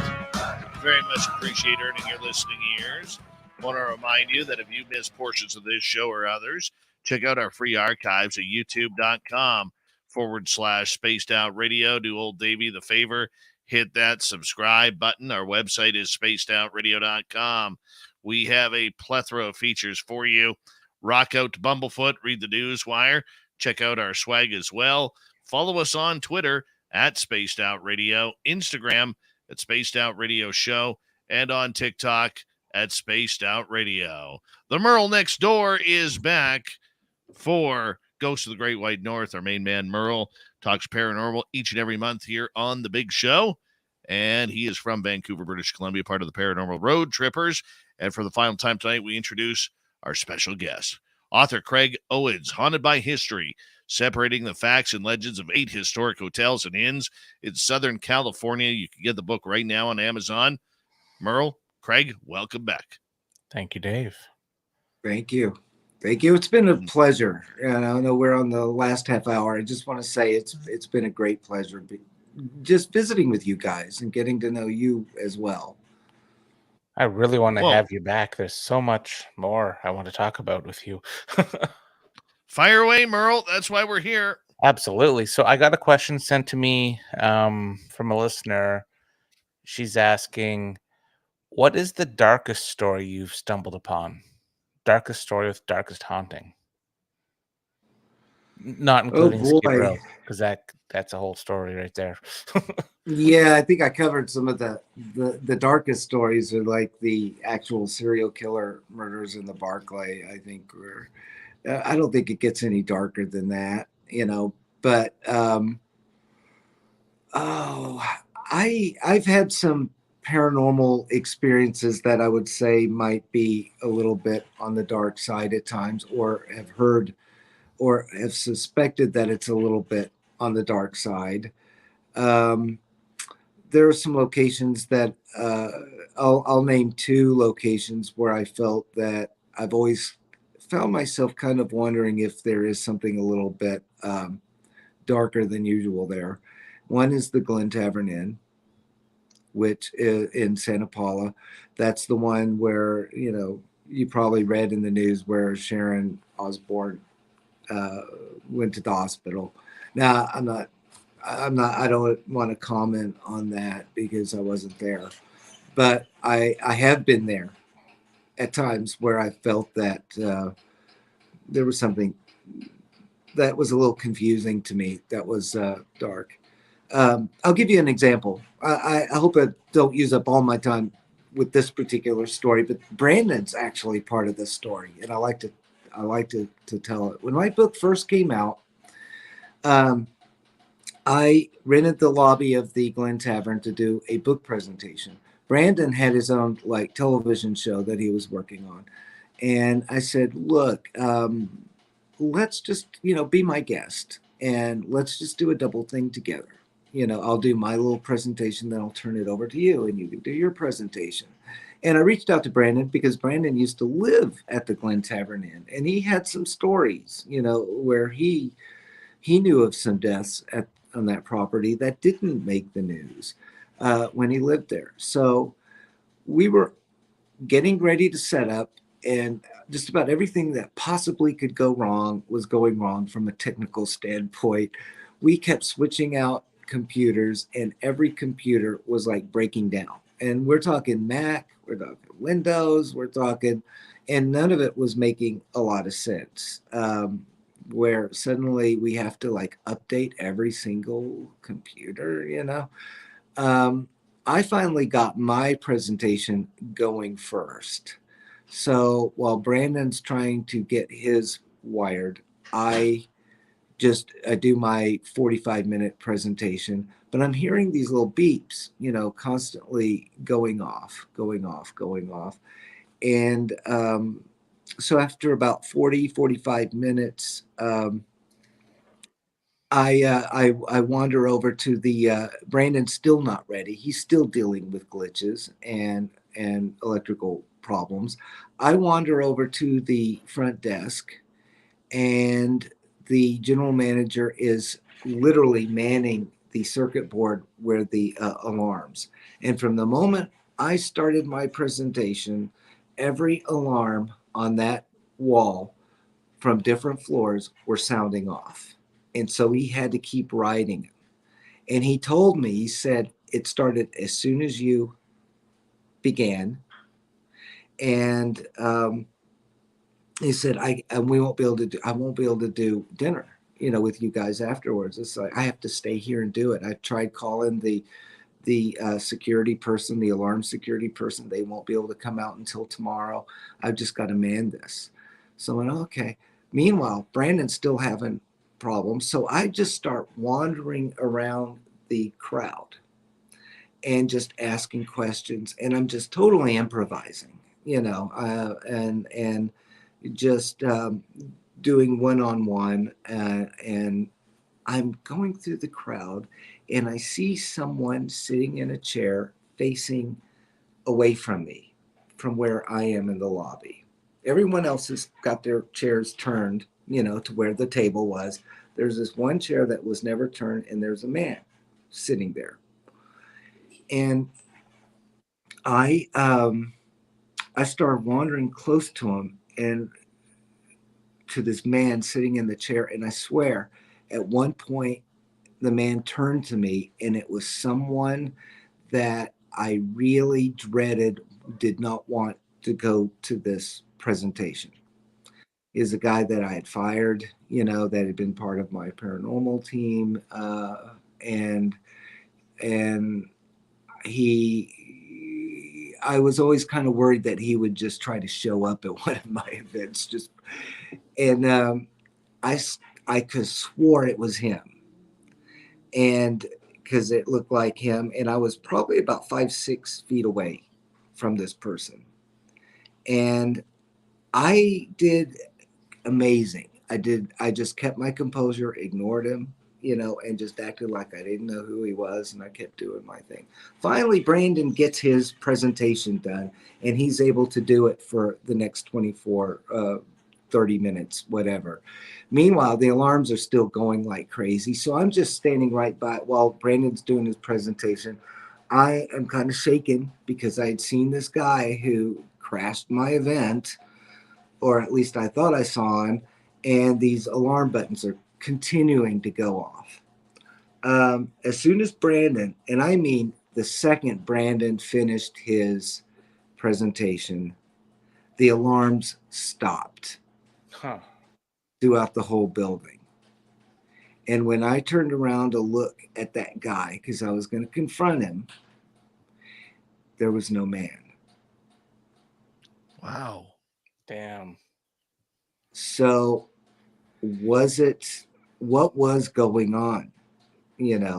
What was going on there? And I've never been able to explain that because I'm not a person. You've heard me now for, an hour and a half. I'm not a person that's going to go wild with my thoughts. I'm very collected. I'm very, I'm very composed. I'm kind of almost, I try to be somewhat unflappable. And I know, I look for, I look for psychological things, and I look for, I just don't have these kind of wild imagination. Something moments. was trying to throw you guys off that night. Yeah, I think it was something like that. And then another place that I think has a dark energy to it, or possible dark energy. I don't want to commit to dark as in demonic. I'm just saying that there's just maybe a darker energy than what most people you run into on the streets have. Okay.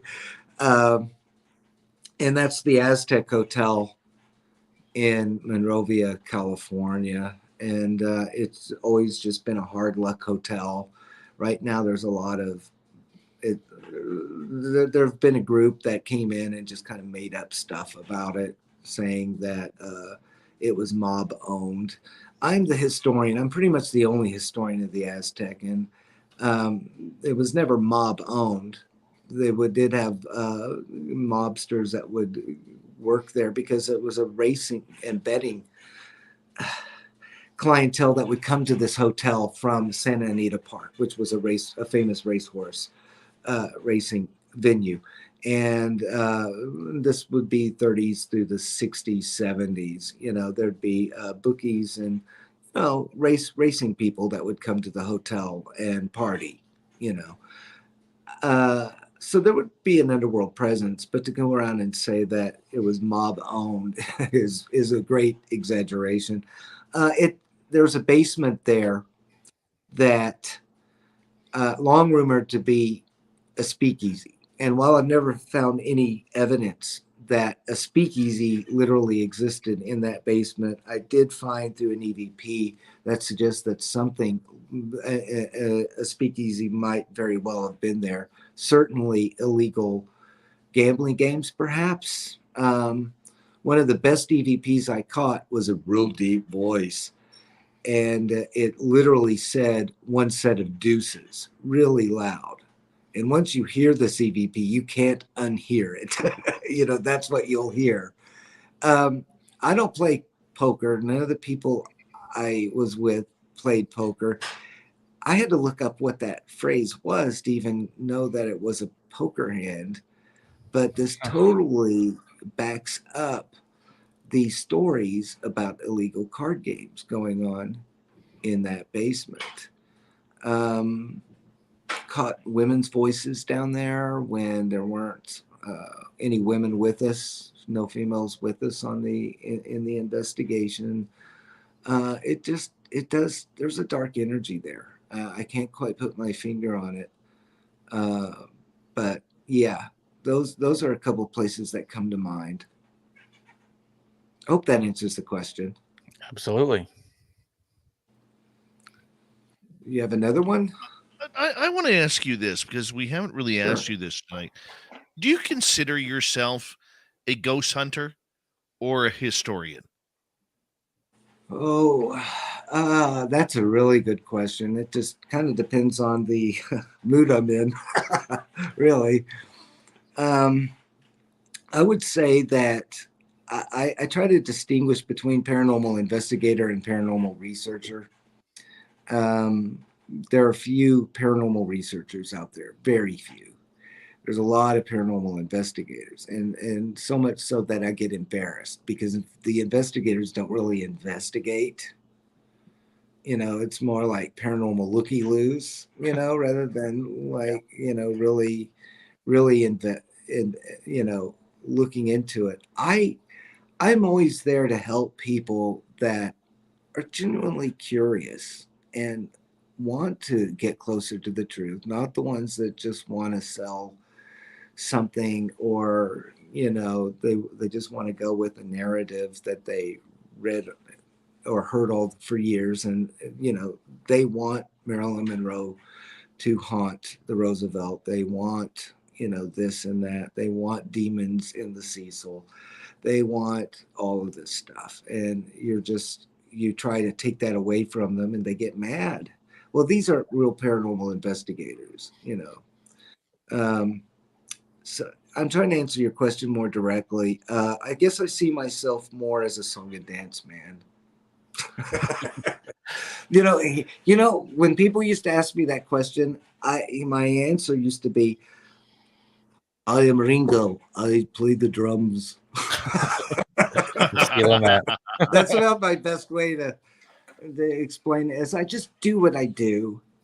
I do what it feels like. When it comes to paranormal investigating, I do have very strict rules, and I try to follow I try to be as good an investigator as I possibly can. I think there are better ones out there than me, but I also think that I'm better than probably most that are out there, only because I have the research in my head. But what I do recommend is that when you go in and research a place, you don't have to be a historian before you set in the door. Go ahead and go in there, test the urban legends, just run tests to see what, if anything, is there. But do the follow-up and do the research after you collect your data and have had time to go through it. That way it doesn't taint you going in, having all of this knowledge. Smart. That can't possibly be that because this is this. You don't want that. But you also don't want to go in believing the urban legends exist too. Like, oh, something happened in my room. It's Marilyn. She's here. You don't want to do that either. What you want to do is you want to kind of go in thinking that it's not haunted at all. I'm from Missouri. Show me. Show me. Prove it to me that you're here. Prove it to me that it's haunted, and then I'll believe. But do the research, the primary historical research afterwards. It's far more revealing. And also, it's important. I always recommend paranormal people. It's getting harder and harder to get into haunted places because of bad behavior on the parts of people breaking and entering. You have to give something back to the public in order to get their respect and let them in. And you can say, well, I do that by cleansing their homes. I do that by blessing, but you're charging in a lot of cases. But even if you aren't one of those that charge, it's still kind of iffy that you're doing anything that's like really good. What is definitely something that you can give back is if you do stumble across a piece of real info, a real piece of historical information, share it with the owner, share it with the historical society, make friends with these people. This is how you give back, and magic happens, doors open, and you have a credibility going forward that most of your peers in the paranormal field will never have. And that's my best advice. Very true. Very true. And I think that is a great lesson for the weekend warriors out there who are really trying hard to project some sort of credibility in this field when really they're only out for their own selfish reasons. Right. And another thing I want to just add that's real quick is all of us fail. All of us will get it wrong. All of us will make mistakes. My mistake, one of my biggest mistakes, is that I'd go in and go, oh, this place is haunted. I don't feel anything. I get too jaded and too cynical. And then I go back and listen to the audio and it's like a little kid. It's there. Get out of my room. Yeah. And I'll go, oh boy, was I wrong? So I mostly err by being on the grounds of being too cynical, or maybe even too skeptical, or too, it's not haunted until I see more evidence of it. And so I am mindful of these things. I try to be mindful of these things, but I'm like a lot of people. I don't want to make mistakes. So I want to make sure that it's as vetted and as accurate as possible. But if you do make mistakes, it's perfectly okay. It's just the ones that are making chronic mistakes and not learning from it, or they've been told that what they're doing is wrong or off base, and then they continue to do it. Yes. Those are the ones that, there's no real, don't be like those. Don't be like those people. No. Very sure. We got just under 5 minutes to go here on Ghosts of the Great White North. And for you, what's the next trek? What's the next accomplishment for you, Craig, in this field? Well, I've been actually working on a pitch deck for a show. a couple of shows. I'd like to have a couple of books still that I would love to do.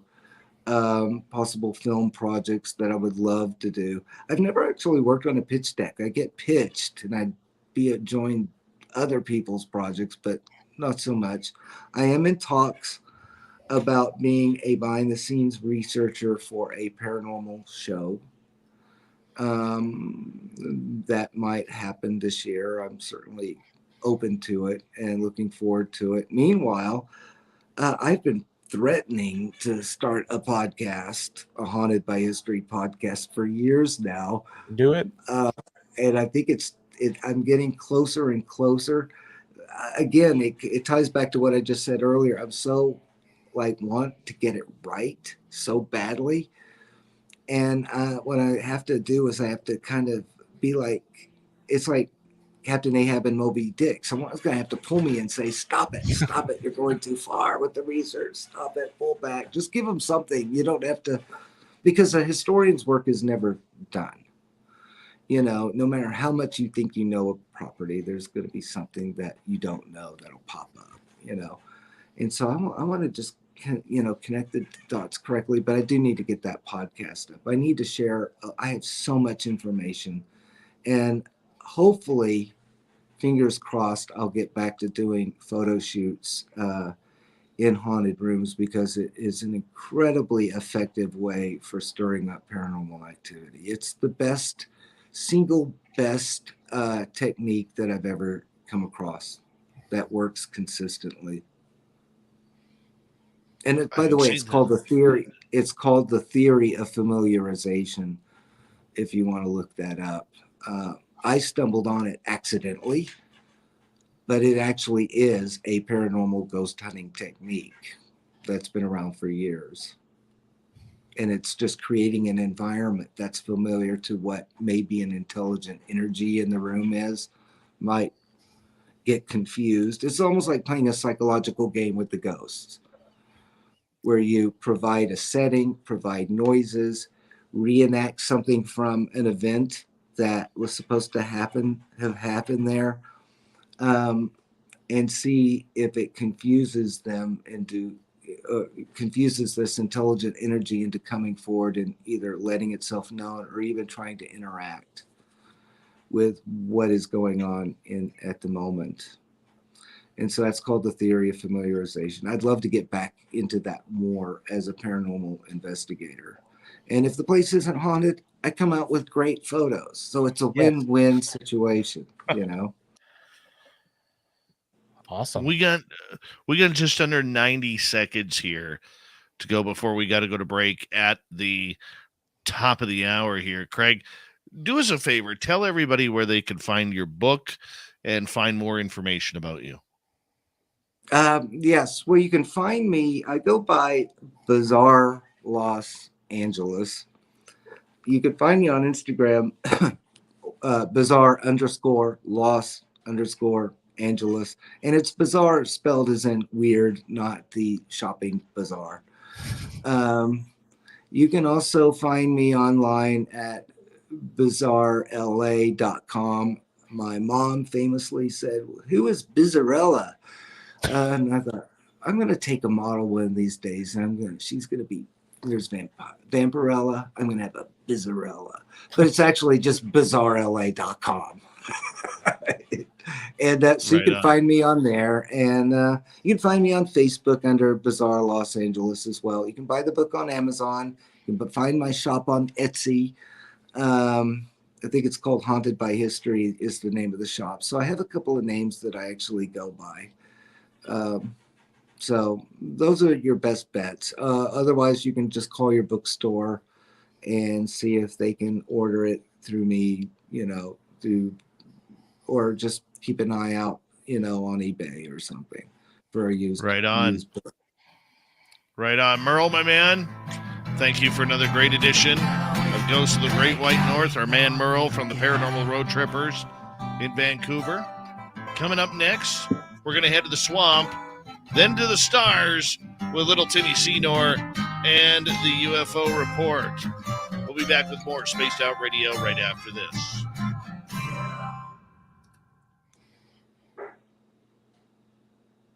Great job, guys. Great job. Awesome show. Thank you, Merle. Thank you, Dave. Thank you for coming Absolutely, on. It was Craig, you were amazing. I try to make your life easy by giving long, sometimes almost too long answers, but better than the yes and no. perfect Strictly. stories.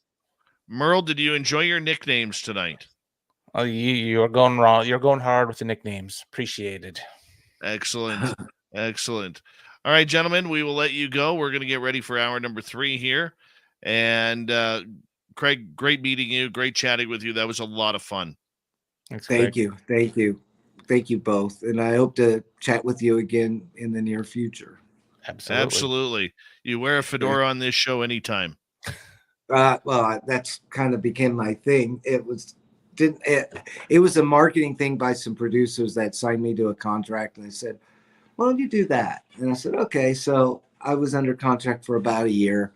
Then after it expired, there was such a positive feedback on the fedora and the vintage suit that I just decided to keep it. It's awesome.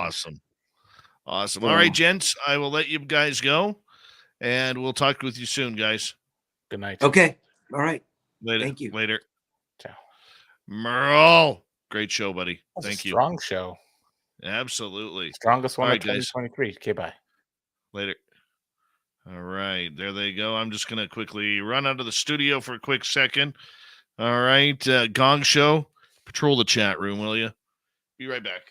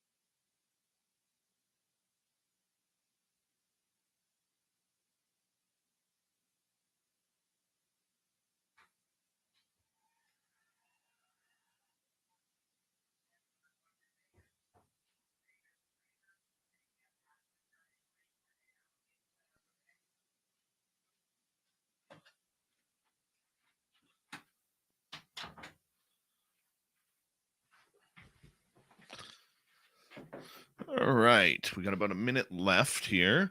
Hi, Bombshell Bomber. How are you?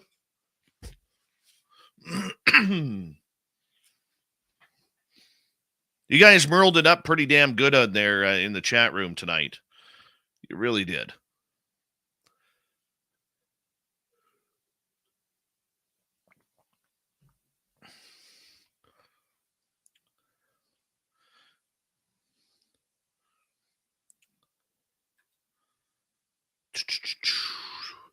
Thank you tonight to Sibylla, Jake, Ozzy, Ange, and Steve for the super chats.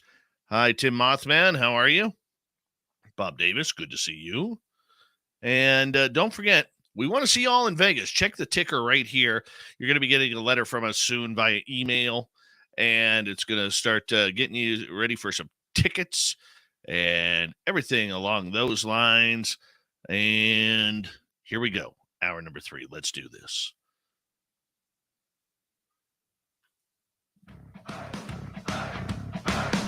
Would you like to connect with us? Head to spacedoutradio.com for all your latest show info. Now, back to Dave Scott and SOR. Third and final hour of Spaced Out Radio is now underway. My name is Dave Scott. Thank you so much for joining us. We very much appreciate earning your listening ears wherever you are on this beautiful planet we call Earth. Hello to everyone listening in on our terrestrial affiliates around North America, digitally on TalkStream Live, KPNL, and Odyssey Radio. All of our all of our archives are free. Join us at youtube.com/Spaced Out Radio. Do old Davey the favor, hit that subscribe button. The Desert Clam has set the password for tonight in the SOR Space Travelers Club. Hagiomania. Hagiomania is your password. Use it wisely, Space Travelers, as the Clam sets the password each and every night right here on Spaced Out Radio. Our website is spacedoutradio.com. We have a plethora of features for you. Rock out to Bumblefoot. Read the Newswire. Check out our swag as well. Follow us on Twitter at Spaced Out Radio, Instagram at Spaced Out Radio Show, and on TikTok at Spaced Out Radio. Here we go. It is time once again where we head to the swamp. Our resident swamp dweller takes us on another spooky journey.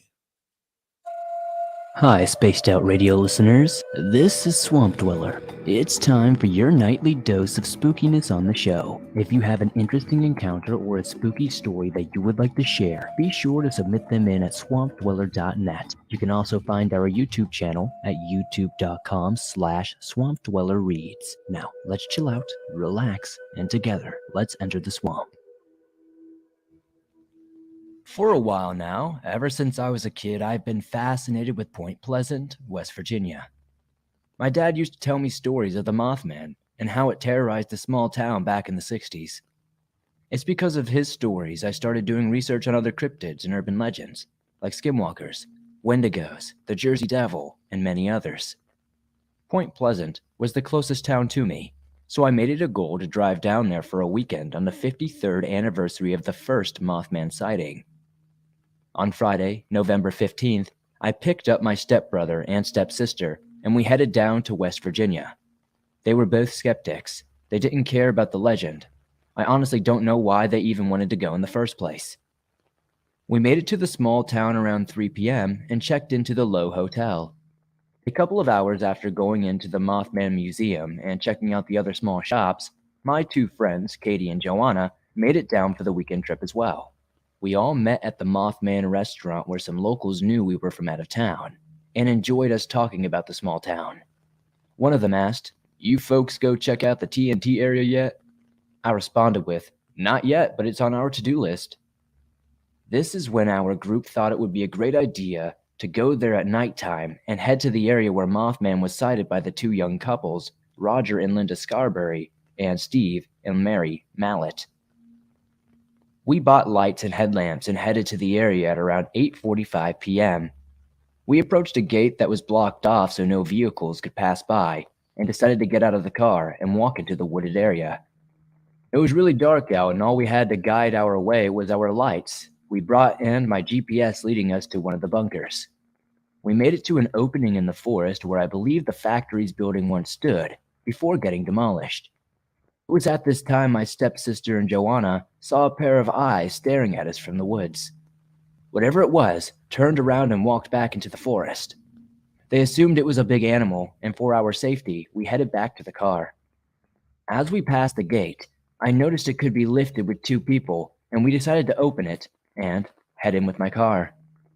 As soon as we passed the open area, we found a bunker to our right, parked the car, and went inside to get some pictures.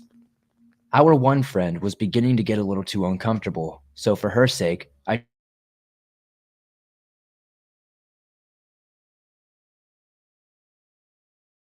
pulled back into the road. Before we could take off, Katie and I told the group we were going to close the fence since it was closed for a reason. We got out of the car, which was facing away from the fence, and the only lights we had were my brake lights on. We picked up the fence and slowly started moving it back into place. That's when I saw it. A pair of glowing eyes staring at me from the bunker we were just at. They easily stood 6 to 7 feet off the ground, and it was just staring at us. I stopped moving and I said, "Katie, do you see that?" She responded with, "What?" and looked up and saw the eyes too. The moment we both were looking at the eyes, it became red and started coming toward us. I yelled, "Katie, run!" And as she screamed and ran for the car, the creature pursuing us let out this horrifying roar. Nothing I have ever heard in my life before or since. As Katie ran, she fell and hit the ground hard, and I didn't move till I knew she was safely inside. As soon as I got her in, I ran. The eyes were easily 15 feet away from me at this point, and I jumped in the car and pressed on the gas as hard as I could. The road to get out of the TNT area is a 35-mile-per-hour road, and I was easily doing 100 to get out of there. We were very shaken up about this event, but it honestly felt like history was repeating itself 53 years ago. Once we got back to the hotel, we gathered our thoughts and I tried to think logically on what we saw. We looked up wildlife local to the area and tried to compare the noise, but nothing matched. I'm not saying it was the Mothman, or Sheep Squatch, or Wendigo, but something about the way it stood and started coming towards us made me think otherwise. My group and I have decided to invest in tech to record our cryptid hunts next time we go. We want to return back to Point Pleasant soon to try and capture what we saw on camera. Cryptid hunting is no joke. What we felt was genuine fear, and we could have died that night. Yes, it might have been a bear, it might have been a mountain lion, but you got to be careful. You don't know what's out there, waiting in the dark for its next meal. And we thank the Swamp Dweller for coming in here each and every Monday through Friday night to kick off hour number 3 of Spaced Out Radio. Always great to have another story from the swamp. You can get thousands more just like that. If you're interested, go to his YouTube channel, youtube.com/Swamp Dweller Reads. From the swamp to the stars, it's time for Tim Senor and the UFO Report. Nobody's gonna know. They're gonna know.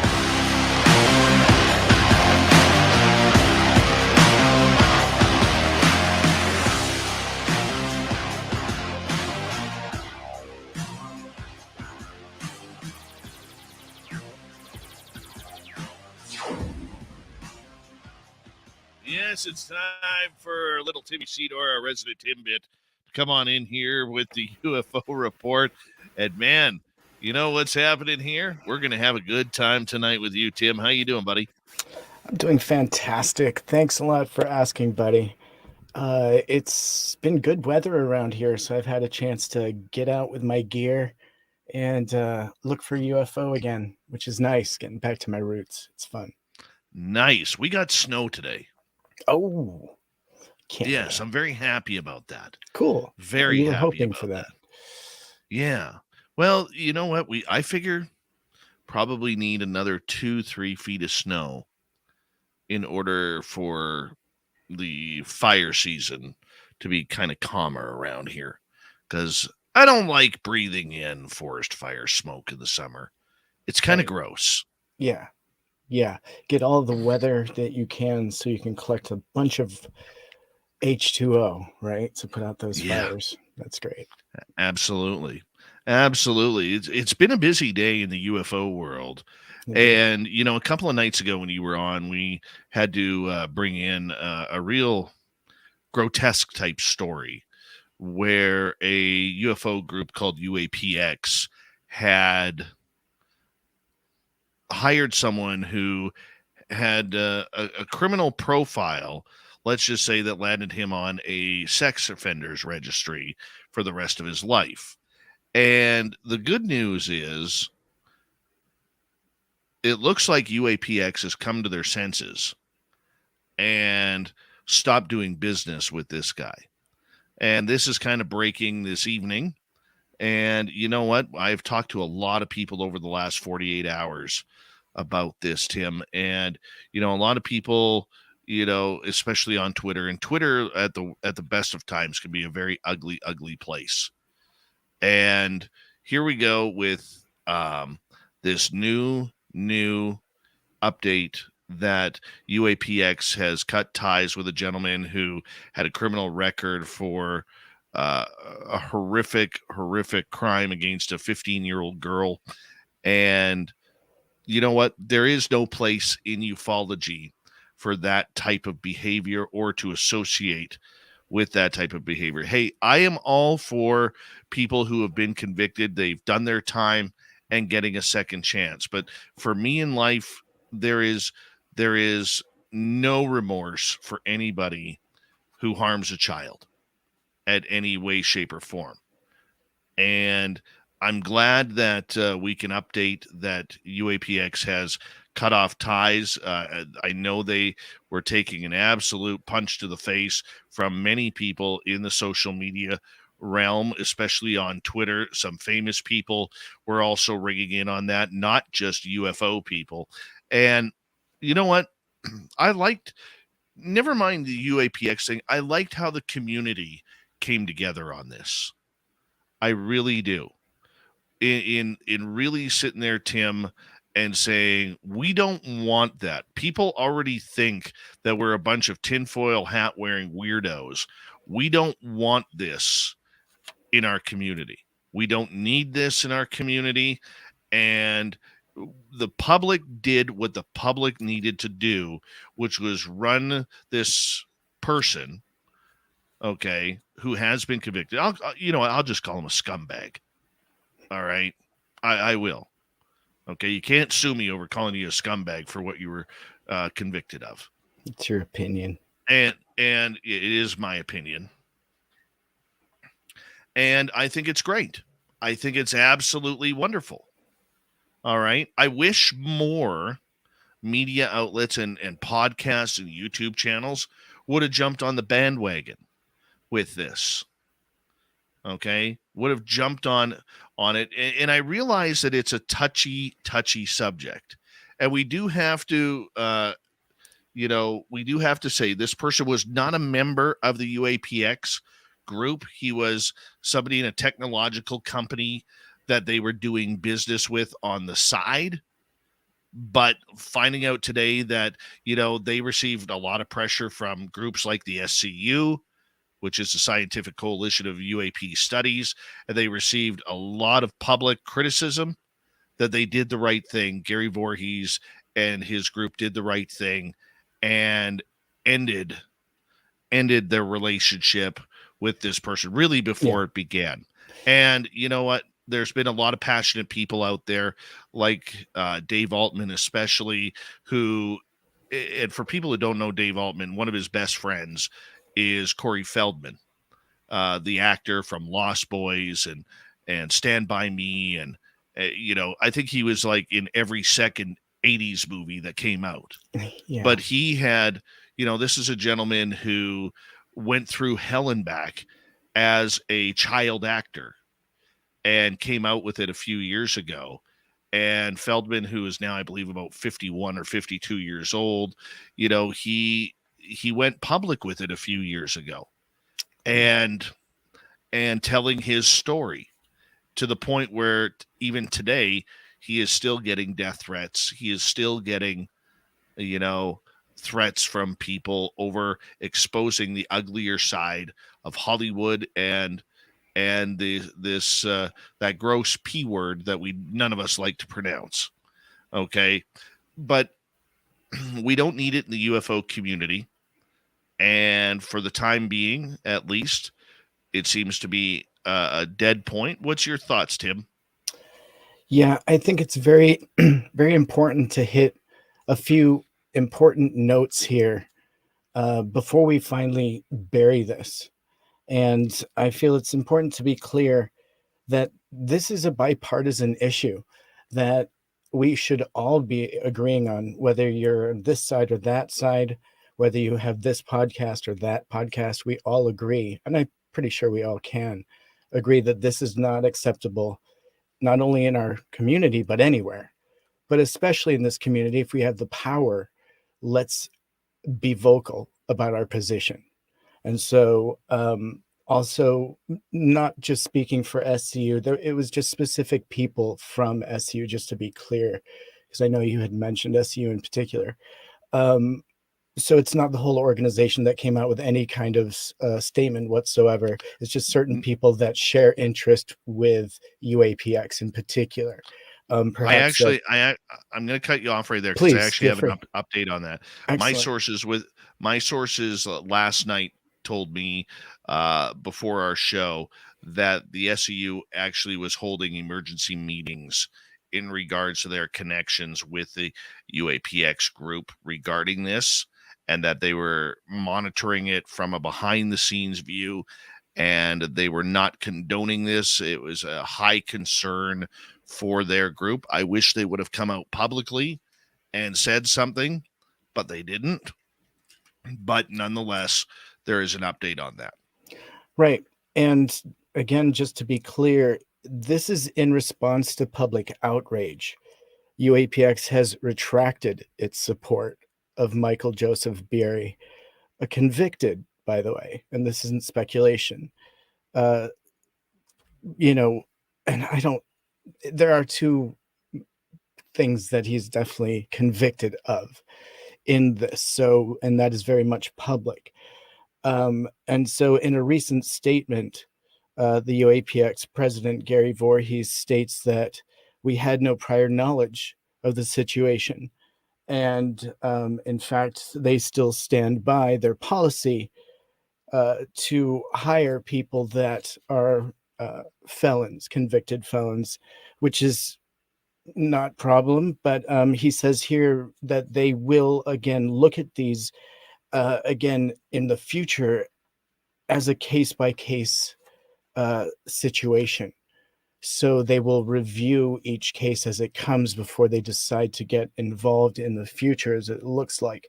But let's be very clear that just a few days ago, we got a statement from Jeremy Voorhees just on, 5 days ago um, in his post on the UAPX website, where he says, setting in his post, setting the record straight, that in their last few sentences here, they say that UAPX Inc. hasn't hired any ex-convict or felon, though we aren't opposed to the idea. So by that little statement, it made appear that they didn't know. So perhaps some of the statements coming out by, Voorhees is potentially possible, but this is again some conflicting information. And so just to kind of tie things up, we have to understand that Gary came out with a tweet saying, sorry for the late response to the latest UAPX, but I have been very ill for the last 4 months, and it will take me time to get things accomplished. I want to thank Jeremy McGowan for holding down things so they didn't fall apart. Now we are still here and working hard. But obviously, there's been quite a few rebuttals out in the Twitter world. But in conclusion, before I kind of toss it your way, I'd like to finalize this quote coming from UAPX saying that they had no prior knowledge of the situation and still stand by the policy that we set for felons, but that it always is a case-by-case situation. What is your opinion of that final statement?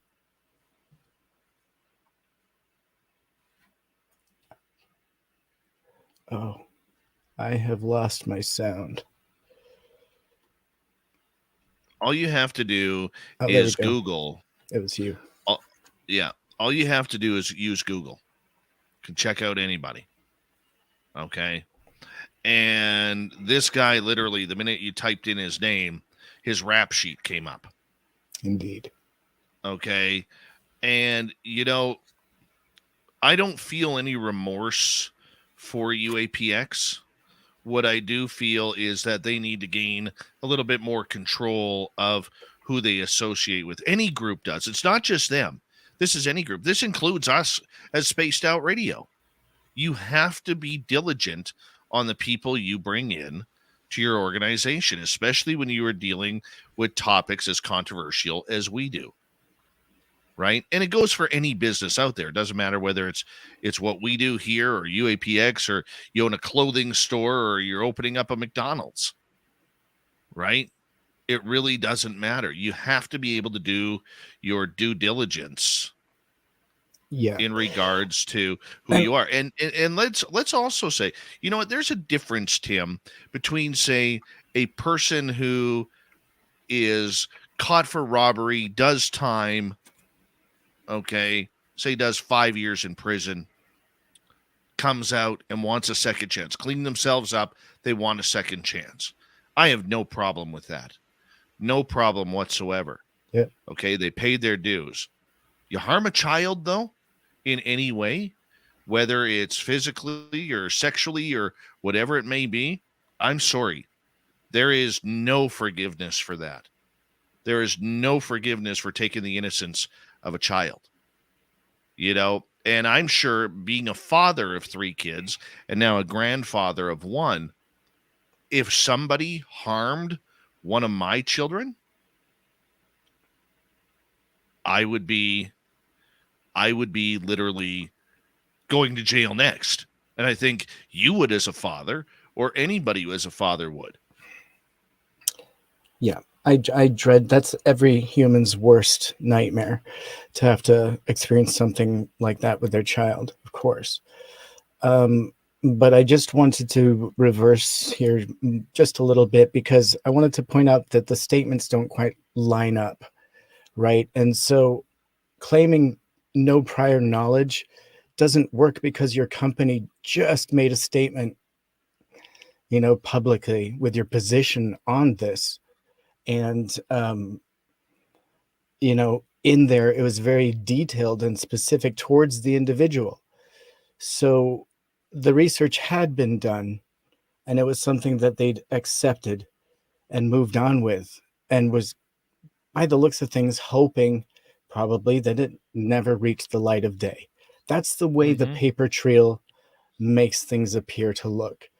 And now they're backpedaling desperately because of the outrage from the community, and not just the community now, because although George Knapp in particular has been watching this case and he finds it absolutely disgusting, in a quote, I'd like to further that other people that are pretty high-ranking officials have been very aware of this through Twitter and are also getting involved and want to know exactly how much of an involvement this company has with such a dastardly person. Well, you know what? The good news is they have made the right decision. And you know what? There is going to be fallout. They're going to have to take a few more punches on the chin, unfortunately, because the public is very upset and protective. The UFO public, I will say this, is very protective of their subject. All right. You say something bad about the 2 of the Stars Academy, even though they're pretty much defunct now. I mean, you're still going to get it from a group of them. They are very protective. And the good part about it is, in thinking positive, the right decision was made by UAPX. And now we'll see what they do and where they can move on forward. And who knows, they might not be able to crawl out of this hole. That'll be determined in the future. Coming up next with Tim Senor and the UFO Report, we're going to get into some very interesting stories regarding UFOs at the UN. We'll be right back.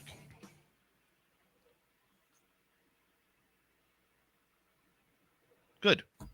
That was good. Yeah. I'm glad you skipped to this really positive next story. That is excellent. Tasty. Well, you know what? What do you got there? Is that a little Perrier? It's a sparkling water, yeah, but it's kind of you're more a local. Perrier. You're a It's- Perrier kind of guy. It's Oregonian though. Mm-hmm. Yeah, or something. I like the bubbles, but I don't do alcohol. I've seen you. Well, that's Vegas. A lot of rules get broken in Vegas according to the rules. I mean, literally, when I was flying in, there's a list of posted rules. I didn't know. I should have photographed them, but yeah, I didn't realize. You just throw all of your baggage at the door when you go through those golden arches into Vegas. That's great. Quote unquote baggage. Oh, good stuff.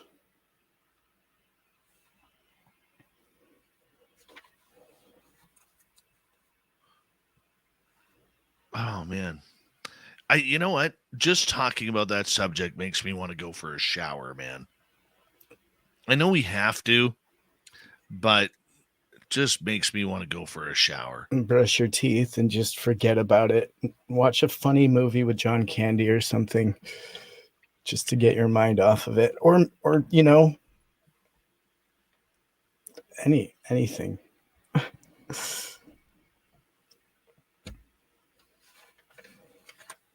But yeah, what's been going on with you? When was your daughter's birthday? Is that And it was yesterday. yesterday? She turned 24, right? 24. Amazing, dude. I can't believe you have a kid that old. I know. I know. I mean, my oldest is 21, and you're younger I- than me, right? I send her some money and I said, go out for dinner. Well, she lives 4 hours away. Oh, okay. I said, go out for dinner and go get yourself something nice. That's So great. put it on old dad's tab. I went out, speaking of going out, I went out to a tapas bar last night, which was a new experience. I mean, not really for tapas, but a tapas bar. It's a very Oregon thing. Everyone is tattooed head to toe, bandanas in their hair. They get to personalize their aprons, which is fun. And they show up with this massive menu of things that you could just throw a dart at because it doesn't matter. It's going to be amazing, but it's also like 2 bites, right? A tapas. And it's like $15 a plate for literally 2 bites. And you got to come to terms with that at some point. But you go in and you're hitting these flavors, and meanwhile you're looking, and this restaurant in particular has like an open area for the chefs to be back there doing their thing, and they don't seem like they are paying attention at all. I'm amazed that the food is this tasty, right? It's really hold on. Did you say tapas bar or topless bar? Tapas, tapas. Okay, because everybody is, including myself, thinks you literally went to a topless bar. Yeah, I'm big into that too. I wish it was a topless tapas. Oh, dude, topless tapas. Come on, that is genius. Whoever, please do that. We need that. That would be fantastic. But yeah, it was just a really funny experience because back there, the chefs, they just seem like they're in deep conversations. Meanwhile, all this food is magically coming from nowhere, and I'm just like, they are only 2 bites. How long can that take? But it was like 6 chefs back there, nobody working, full restaurant, magic food coming out from behind them. How are they doing that? Oregon, how? I don't know, but I'm thinking, I'm thinking that this is Vegas talk. Mark Sanchez will be in Vegas. Good. Mark Sanchez, my question to you before you enter Las Vegas for the fan party, have you restocked on Hawaiian shirts before you go? I like that. Yep. Big thank you tonight to Sabilla, Jake, Ozzy Ange, and Steve for the super chats. And we really do appreciate the love. And, of course, You're going to be getting letters soon. If you've already emailed in about Vegas, you're going to be getting an update soon on your tickets. If you haven't, book your times right now because we want to see you all there. Let's go here. Final half hour.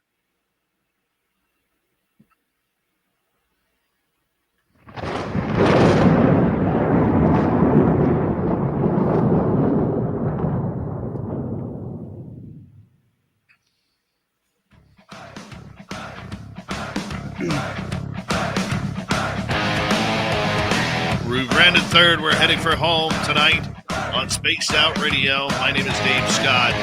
Very much appreciate it. I want to remind you that if you missed portions of this show or others, check out our free archives at youtube.com/Spaced Out Radio. Do old Davey the favor, hit that subscribe button. Our website is spacedoutradio.com. We have a plethora of features for you. Rock out to Bumblefoot, read the Newswire, check out our swag as well. Follow us on Twitter at Spaced Out Radio, Instagram at Spaced Out Radio Show, and on TikTok at Spaced Out Radio. Here we go with little Timmy Senor and the UFO report. And Tim, apparently we might be getting closer to UFOs becoming a topic of discussion at the UN. What's happening here?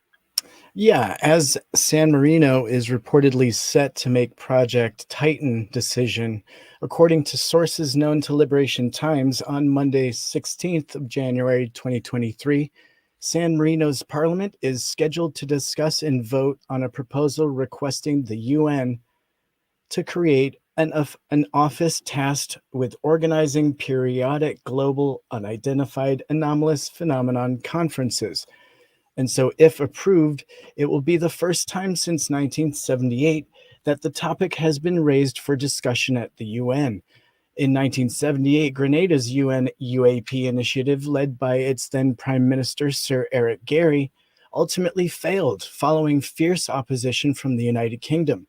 However, with the topic currently taken seriously by the United States government and China launching its own UAP investigations, it's hoped that the subject can bring a degree of global unity and cooperation. If San Marino proceeds with Project Titan, the proposal will be submitted to the UN Secretary General before undergoing a preliminary examination and discussion. Following this, the proposal would be submitted to a vote at General Assembly.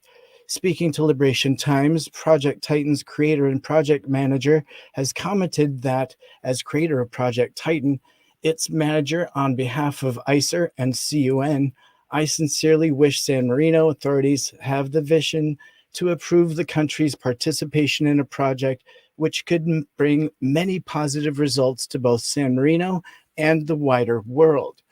And so, continuing this quote, he states, I hope this project can also facilitate and achieve a climate of global unity and cooperation, which is something badly needed today. And so, even though Project Titan has stalled in recent months, despite initial progress being made, followed a positive meeting and presentation to San Marino's two heads of state, Giazzardi and his team launched a petition proposing the nation's participation in Project Titan to the nation's parliament. And so the government of San Marino is no stranger to the subject of UAP, as it's been sponsoring the International UFO Symposium for more than 30 years, organized by their Central Organization for Ufology Study in Italy's main ufological organization. And so international conferences are looking like they're going to take place under Aegis and part of the UN regarding the state of research on the UAP topic. And that would there represent an ideal, albeit unconnected, upgrade for the CUN's existing long-term initiative and a way for San Marino to capitalize on a multi-decade experience. Dave, it's exciting times. And if we can get this in front of the UN, it's a great shot at getting this in front of the world.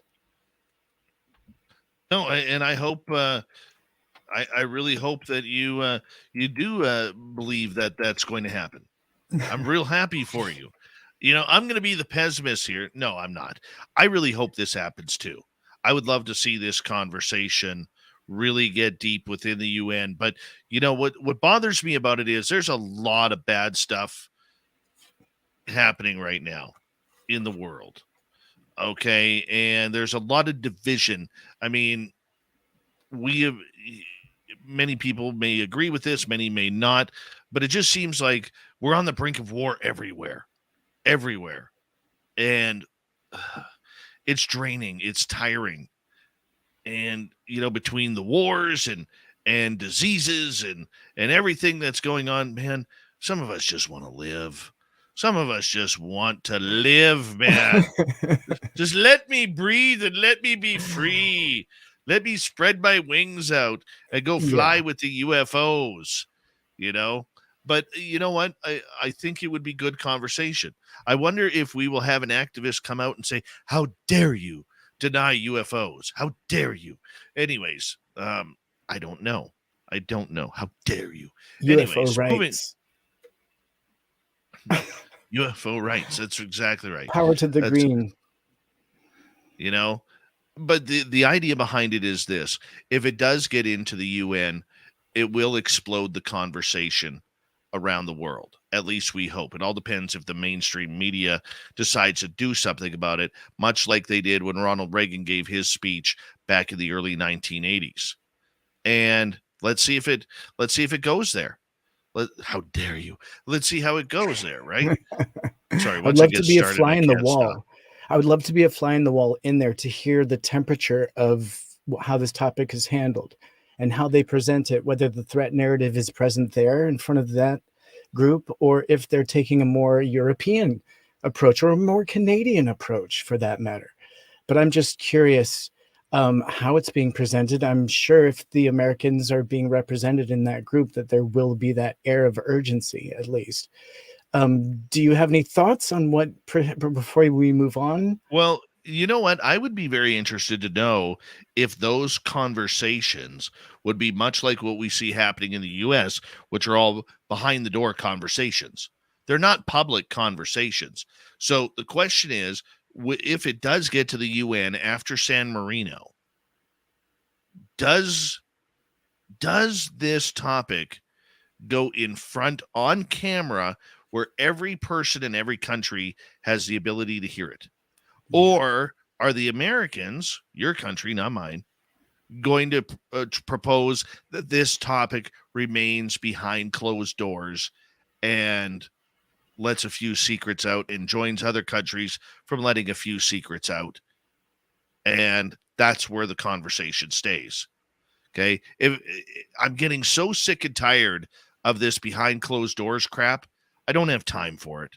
The public should not have time for it. And we have to stop accepting it. Yeah, it's not like that everywhere in the world, right? And other countries might have evidence that could blow our doors off.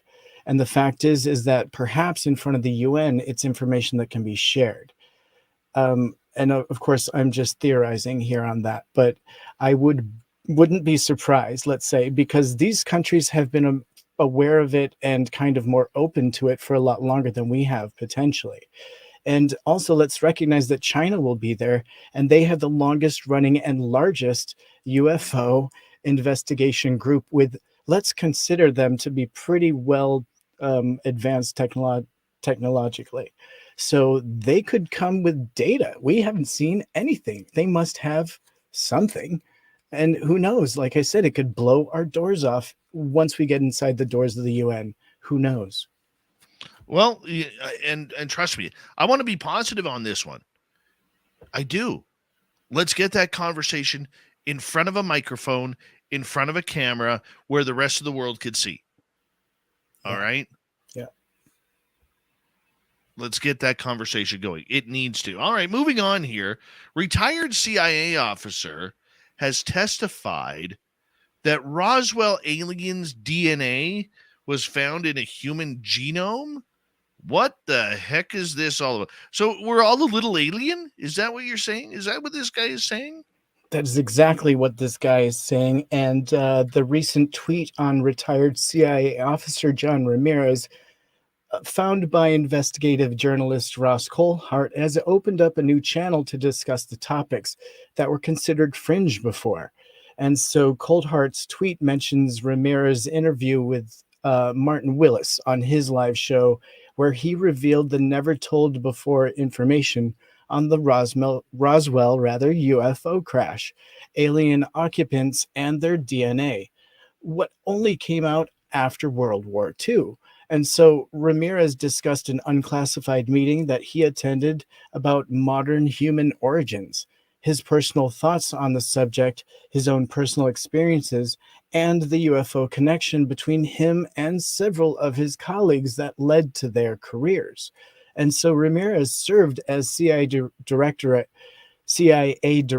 of Science and Technology, Directorate of Intelligence, and ODNI National Counter-Proliferation Center between 84 and 2009. And so at the CIA, he was the chief of intelligence, analyzing, specializing, and looking into ballistic missile defense, weapon system radars, and technical collection activities. And so he's obviously somebody that was an absolute expert in the topic. And so Ramirez continued on to serve in the U.S. Navy as an electronics warfare technician aboard surface ships from 73 to 79. And so Ramirez says that he attended a one-day symposium at a hotel in 2001 that was unclassified, but it was about which he himself was surprised. And he recalled the story and went back to it after and considered that the roots went back to World War II.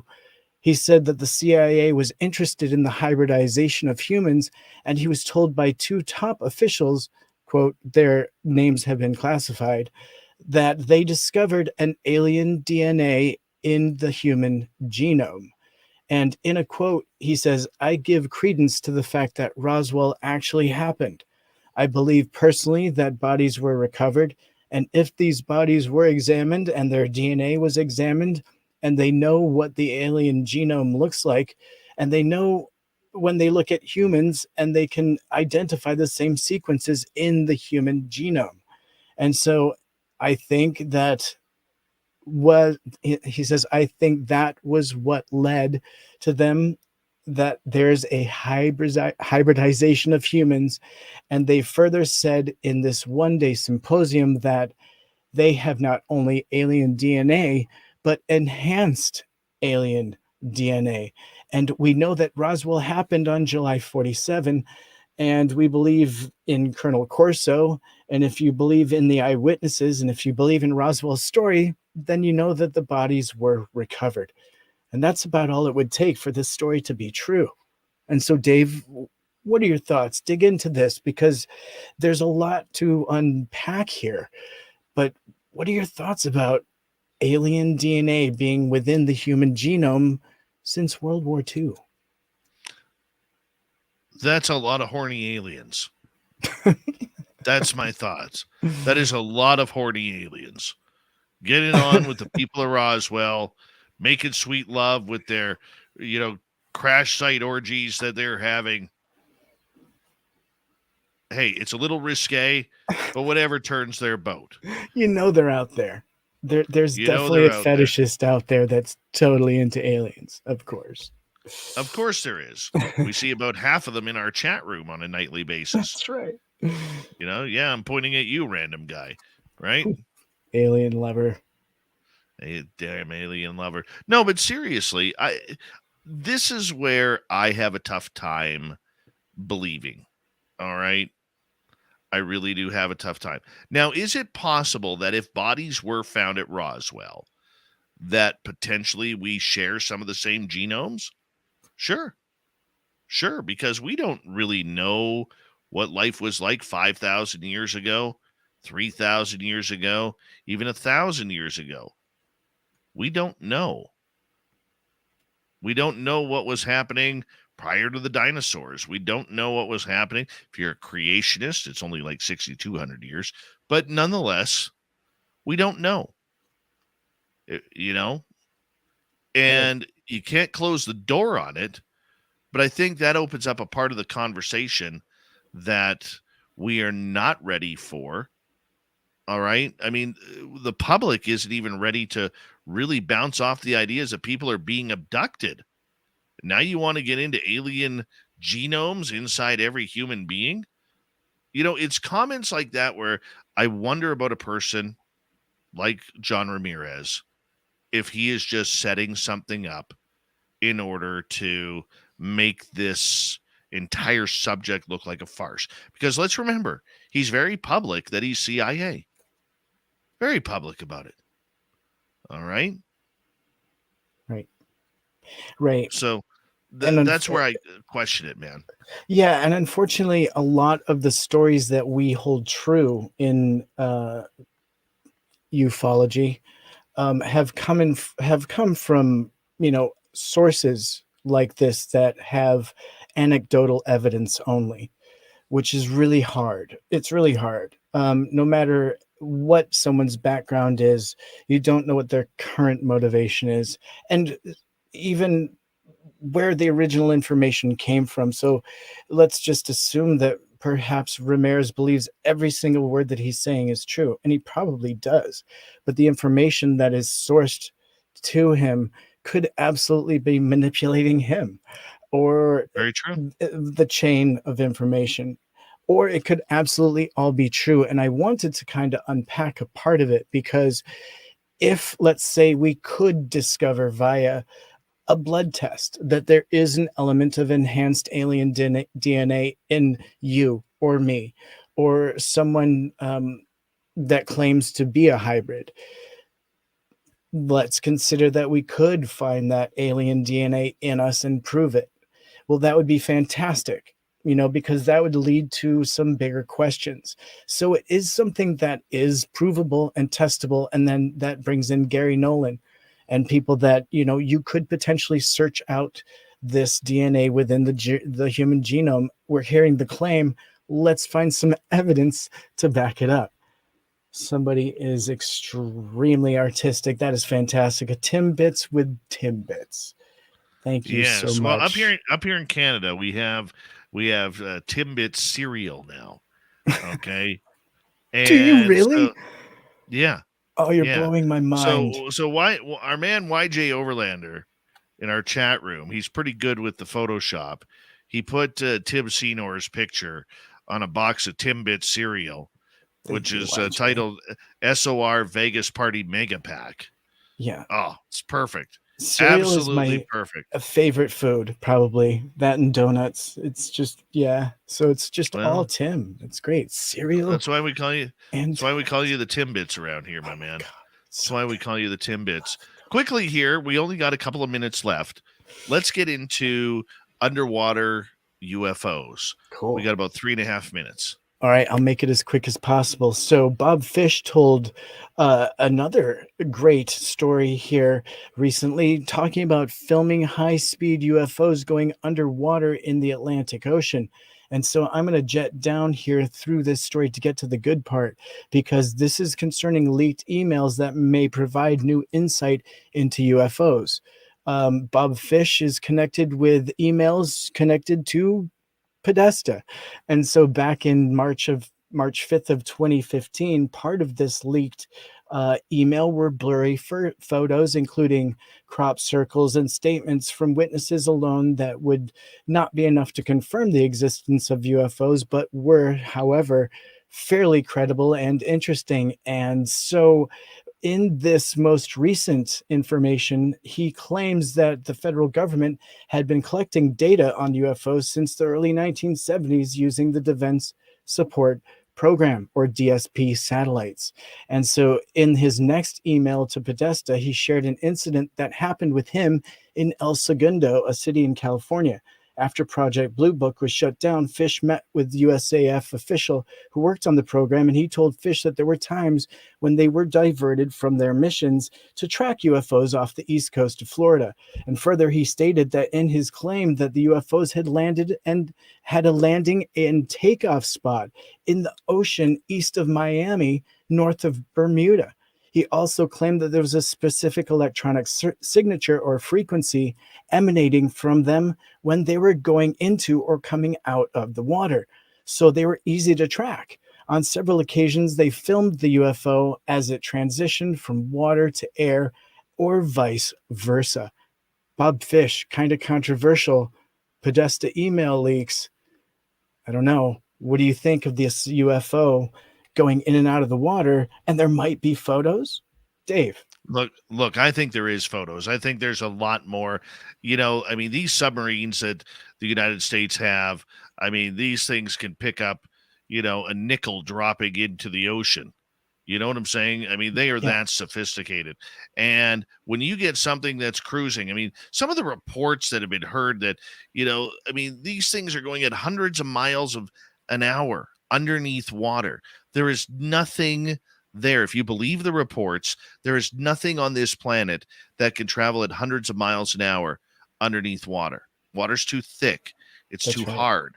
Okay. Now, I'm not a scientist.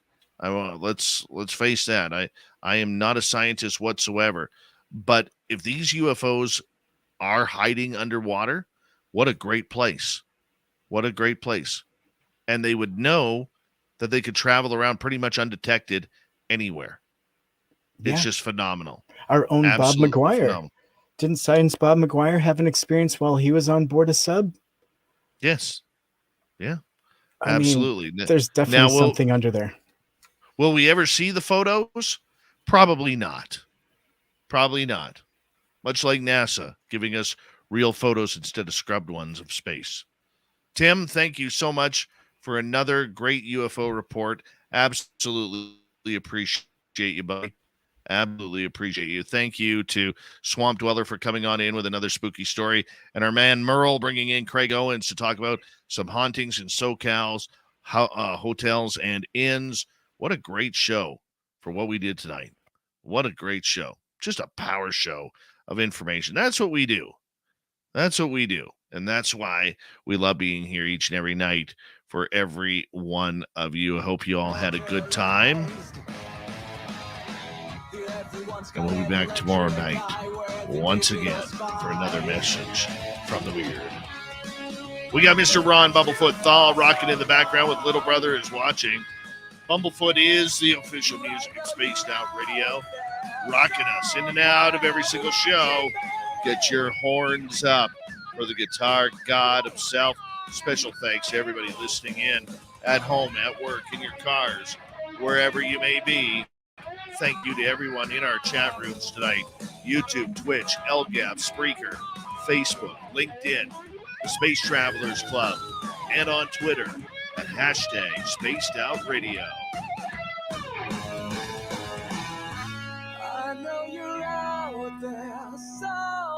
Remember, this show is copyright at Spaced Out Radio and SOR Media Ventures Limited.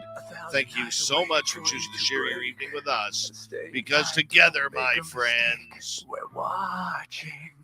We own the night. Mr. Bumblefoot, we need a favor. We need you to take us home.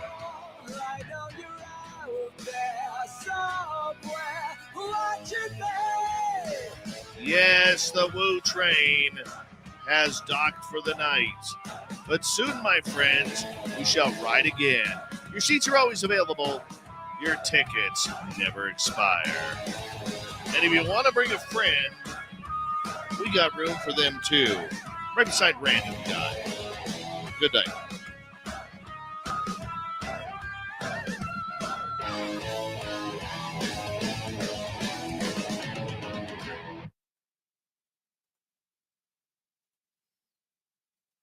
Good show. All right, so something apparently happened at the Vancouver Canucks game tonight during the play-by-play. Just going to line this up so all of you can kind of hear it, see it. So this is the... We get the puck to Killorn, and he backhands it down the ice. Oh, somebody farted on the air. No, it wasn't. Somebody farted on the air. Well, isn't that nice? Isn't that nice? Well, that makes for a good story. John Shorthouse and Cheech there hanging on out. Ripping one during the game. Derek Ding, good to have you here. I don't know about you, but that's awesome. The fact that Shorty, who I know, is actually acknowledged it. That's pretty good. Maybe it was Sovereign Farts. Snuck into the press box. Ripped one right there. It's probably what happened. That is hilarious. It's all over Twitter as Fartgate. Good times there. Mm-hmm.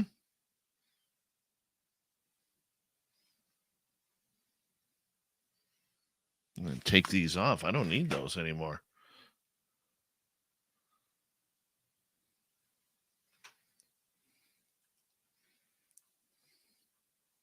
Raul.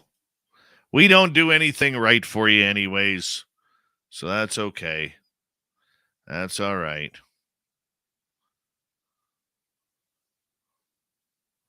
Hello, Kim Jellin.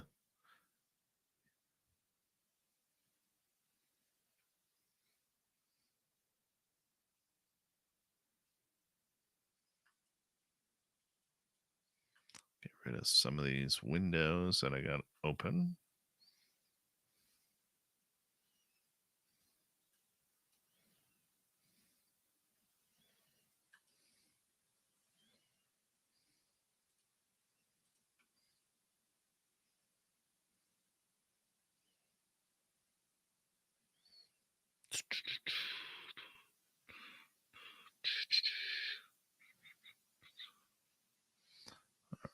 Let's close those up. Susie, how you doing from Australia? Mr. Catfish, give me a ring. You are the cutest catfish I've ever seen. That's all I got. Oh, that's where the Swamp Dweller I downloaded went. By the way, if you want Tim's alien shirt and Random Guy t-shirts, we have them on sale at spacedoutradio.com. All right. Go on our website. They're all right there.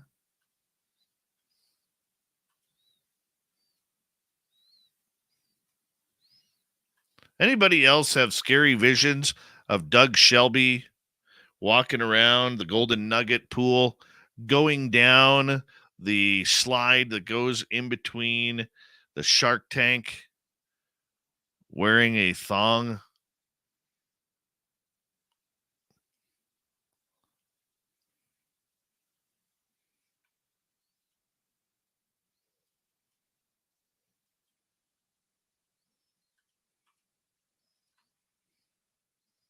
Maybe one day Dave will get a call-in number.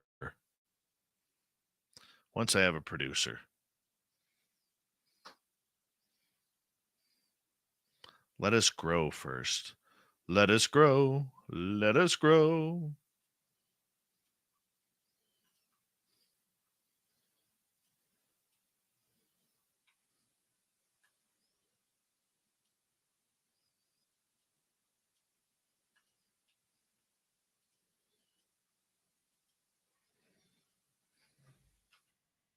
The Doug Shelby, if the money is right.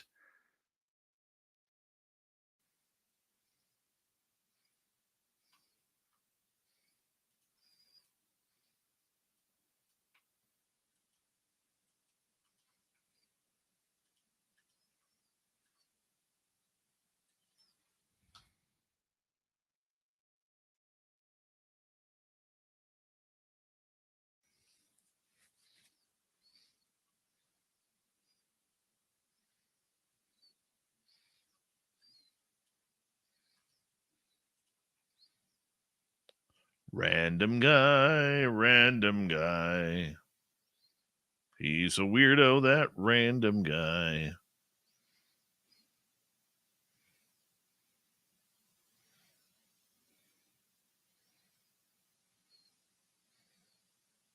Well, there you are, Markham. What's going on?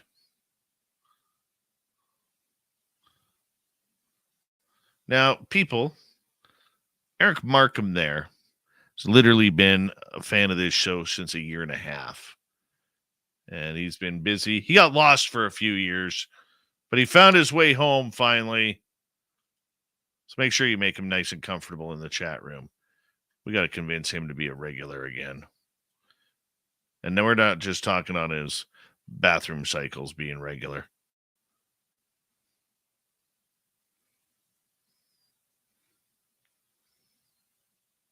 You want to see a guy with a beautiful guitar collection? That's Markham.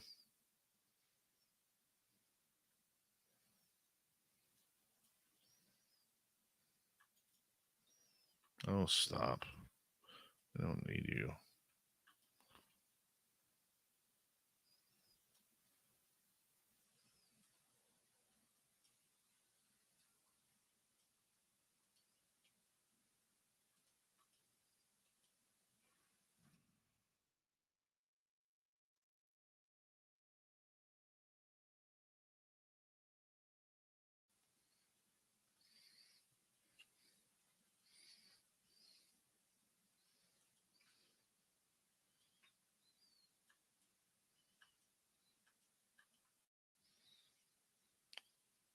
Are they all Kiesels, Eric?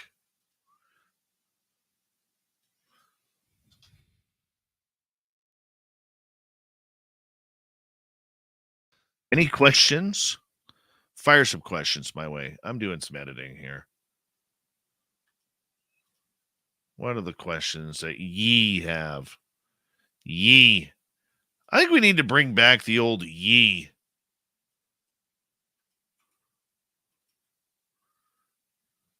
Ye all enthralled with tonight's show?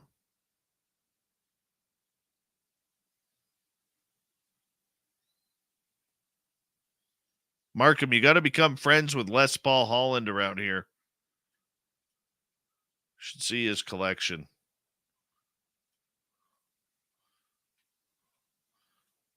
Him and his beautiful sapphire blue Les Paul custom.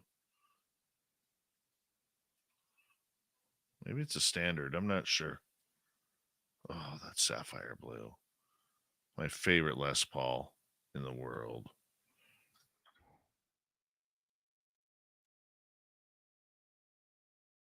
If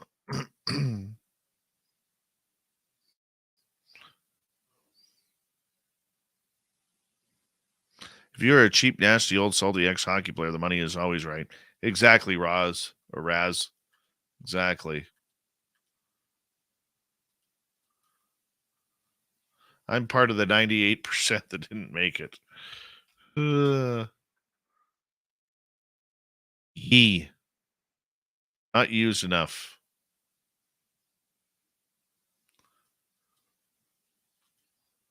Super Duke, I could see you being your town crier, walking around the street with a bell. Hear ye, get off my lawn, you dang burned big feet.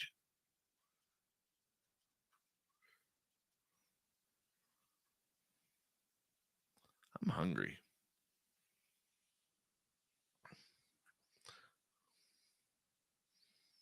So I don't talk about SOR or Mrs. SOR much. She's a good lady. But I will say this.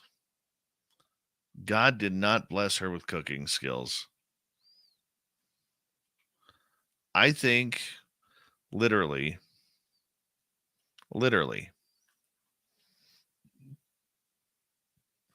she made the worst salad I've ever had in my life tonight.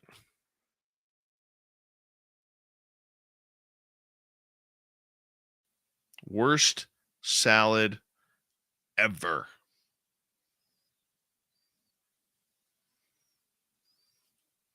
How do you screw up a salad? It had lettuce. It had peppers. Like, I think it had red and yellow peppers or orange and yellow peppers, radishes, some avocado, all stuff I like.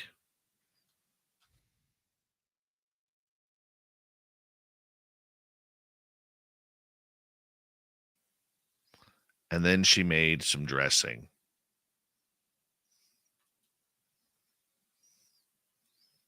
Now, I like garlic. I eat a lot of garlic. Okay. But the 75 cloves of garlic she put in there and chopped up, it's too much. Too much.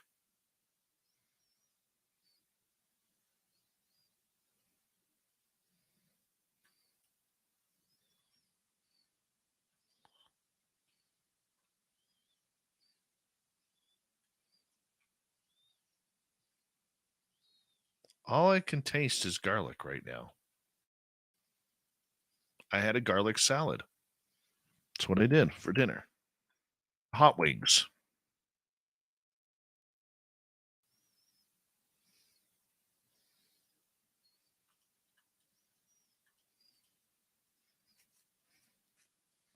Oh, I eat a lot of garlic, trust me.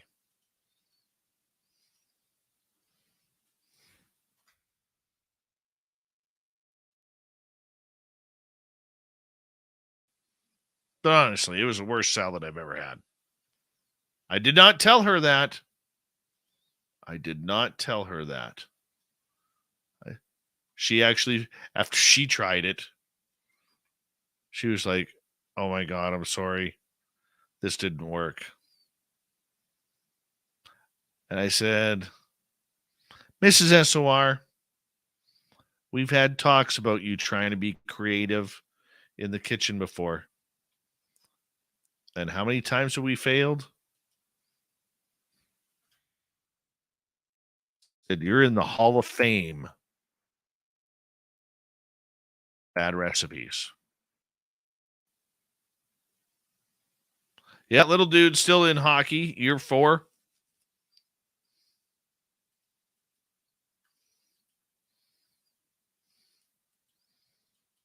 Coaching is as shitty as ever, pardon my language.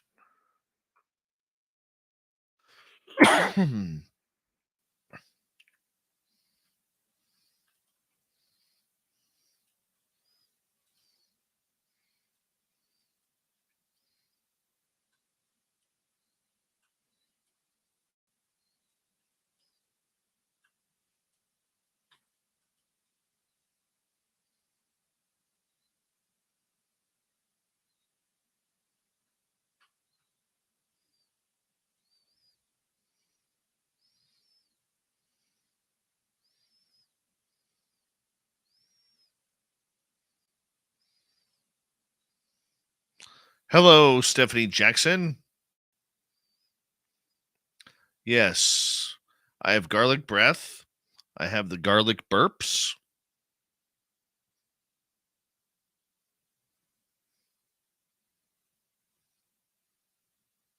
Keeps the aliens away for another night.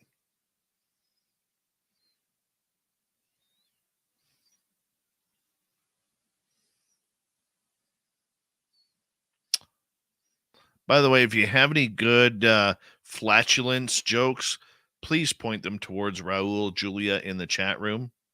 Hi, Jenny. Haven't started yet, Gong Show. Haven't started yet.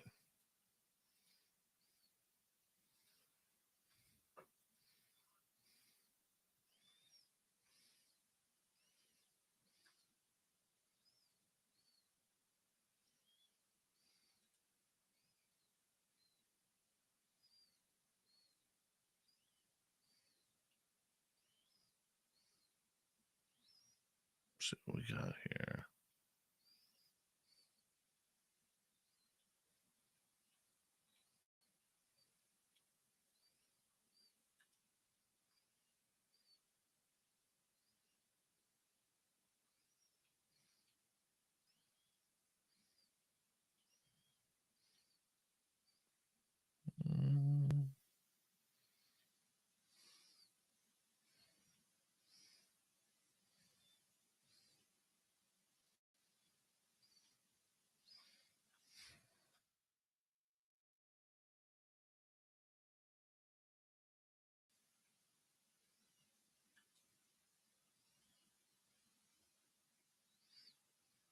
Okay. Here we go. Here we go. I'm going to just quickly take a break here. Let's go to Oldonio tonight.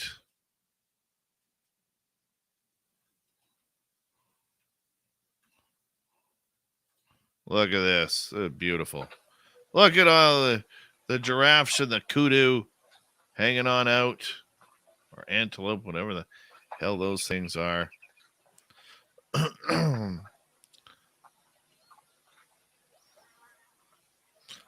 Blue Cruise, it cleans your blood.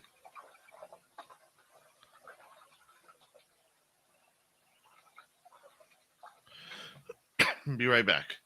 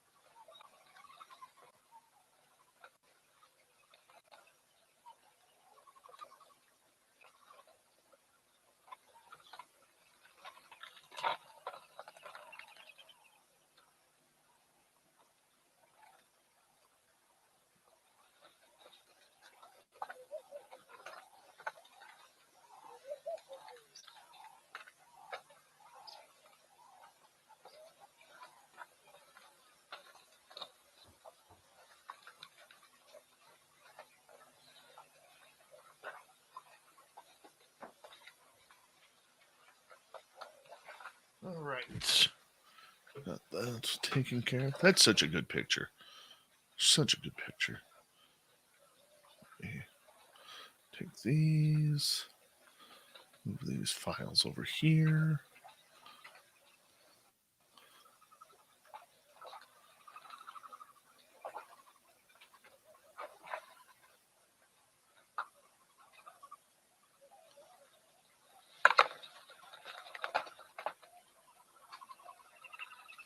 And go back.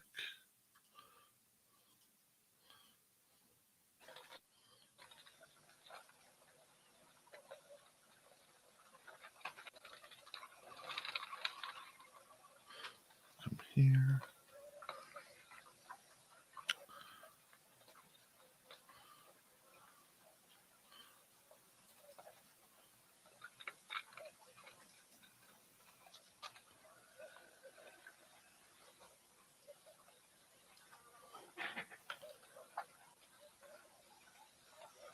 Oh, Crave Dog, absolutely. I literally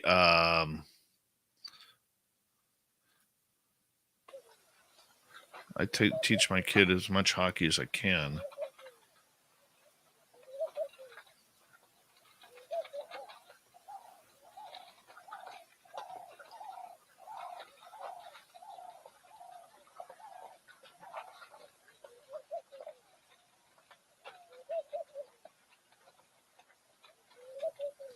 Let's see where we are here. How you doing, Ollie?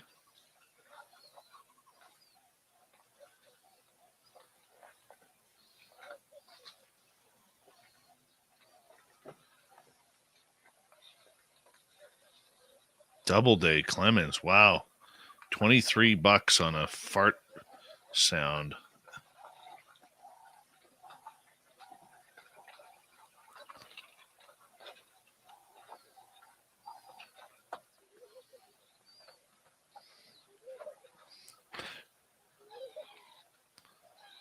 Good night, Michael Morris.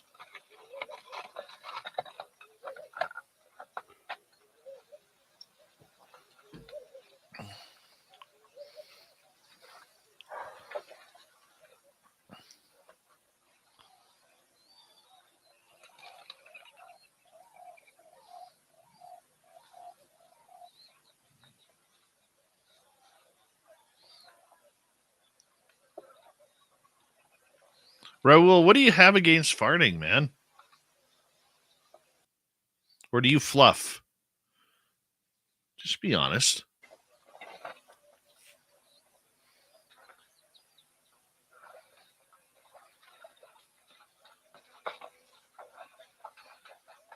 Oh, why are they all scooching under there?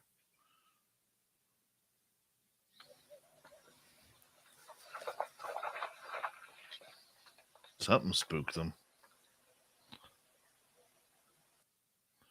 All right, the camera angle's starting to go here.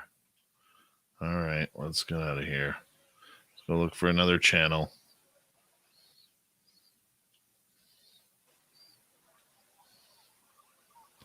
Well, let's go to Namibia here. Let's see what's happening here. Nothing. Nothing.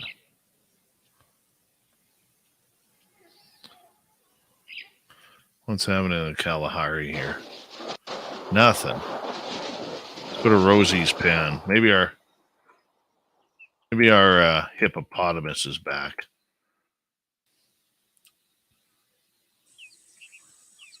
Doesn't look like it. Nothing's happening there. Nothing.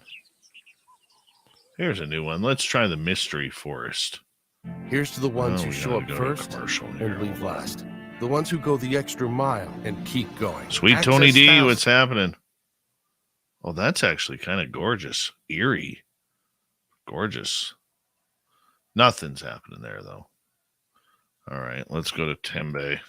See how many elephants we have today. Oh, we got a bunch. There we go.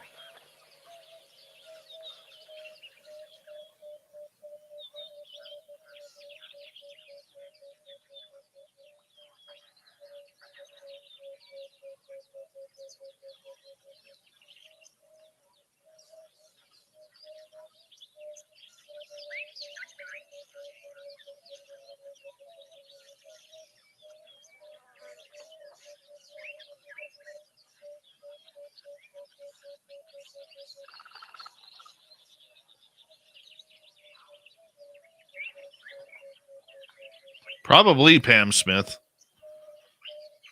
Raul, farting is comedy. Go watch Jack Vale's YouTube channel, where he brings a little fart toy into Walmart. That's hilarious. That's hilarious. Oh, hold on. Hi, Dave. My name is Ryan. Tony is driving. Hi, Ryan. How you doing? Gemma Jackson, good morning to you. All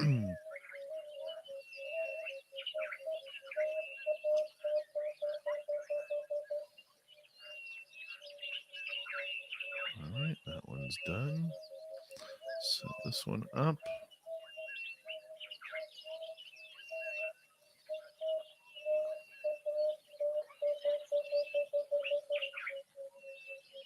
That one's done. Bear with me 1 second here.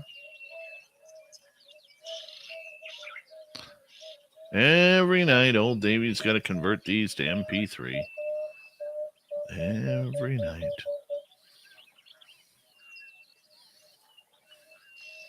Every night, Davey's got to do it. Just got to do it. Every night. Every night.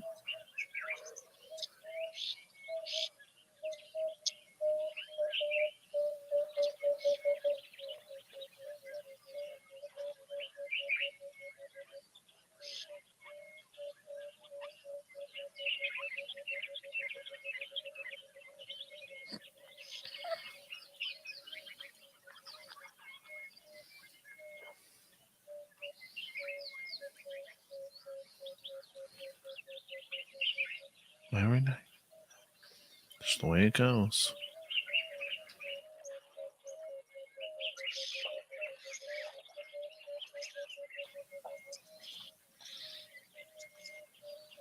Every night.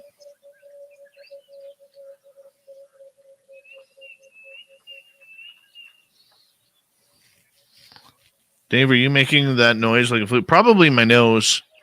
My nose squeaks. Probably my nose. Question, Dave. In your opinion, who knows the most about UFOs? Grant Cameron. Grant Cameron. Yep. That's who I think. Grant Cameron. Grant frickin' Cameron. The man, the myth, and the legend all rolled up into one.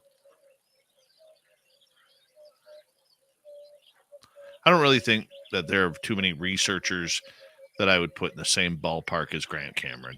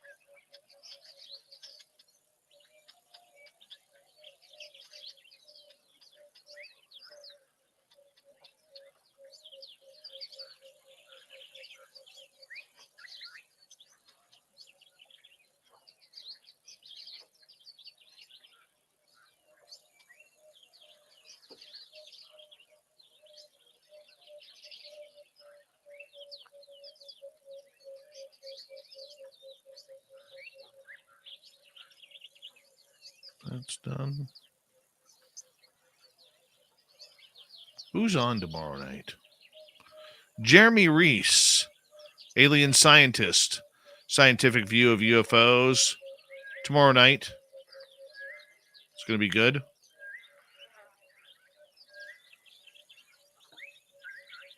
Going to be good to have him on. Looking forward to it.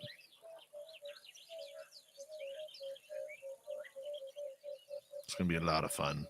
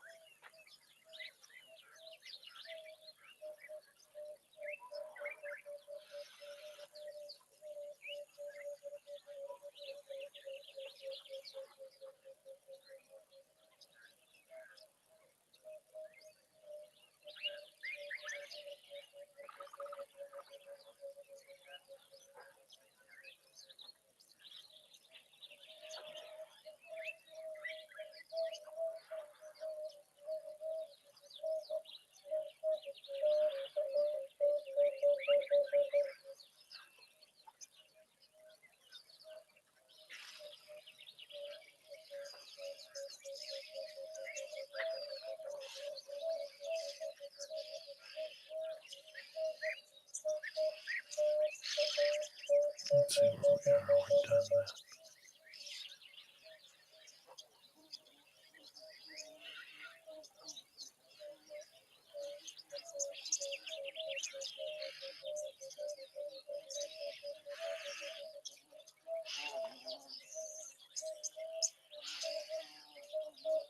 All right, everyone. Jeremy Reese tomorrow night on Spaced Out Radio. And get into more UFO talk, the science of everything. It'll be a lot of fun. Thank you tonight to Beachy, Pam, Steve, Ozzy, Ange, Jake, and Sibylla for the amazing super chats. Great way to support what we do on this show on a nightly basis. And thank you to all of you for tuning us in. Don't forget, you're going to be getting emails from us soon if you're going to Las Vegas. If you're on our Facebook page or our Facebook events, I'll put a link up here for you. Give me 2 seconds. Let us know if you are coming, because that would be wonderful if you could do that. That'd help us out. We're trying to make sure. We want to try and get 100 people there. 100 people. So let us know on our Facebook page and make sure you send an email in. There is the link right there for you. The rest of you, we'll see you all tomorrow night. I'll be here. So should you. Take care.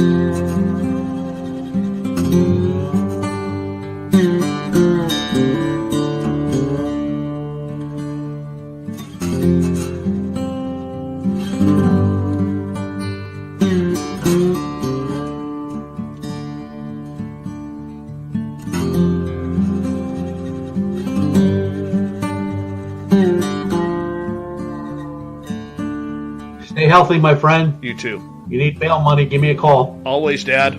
Take care. You too.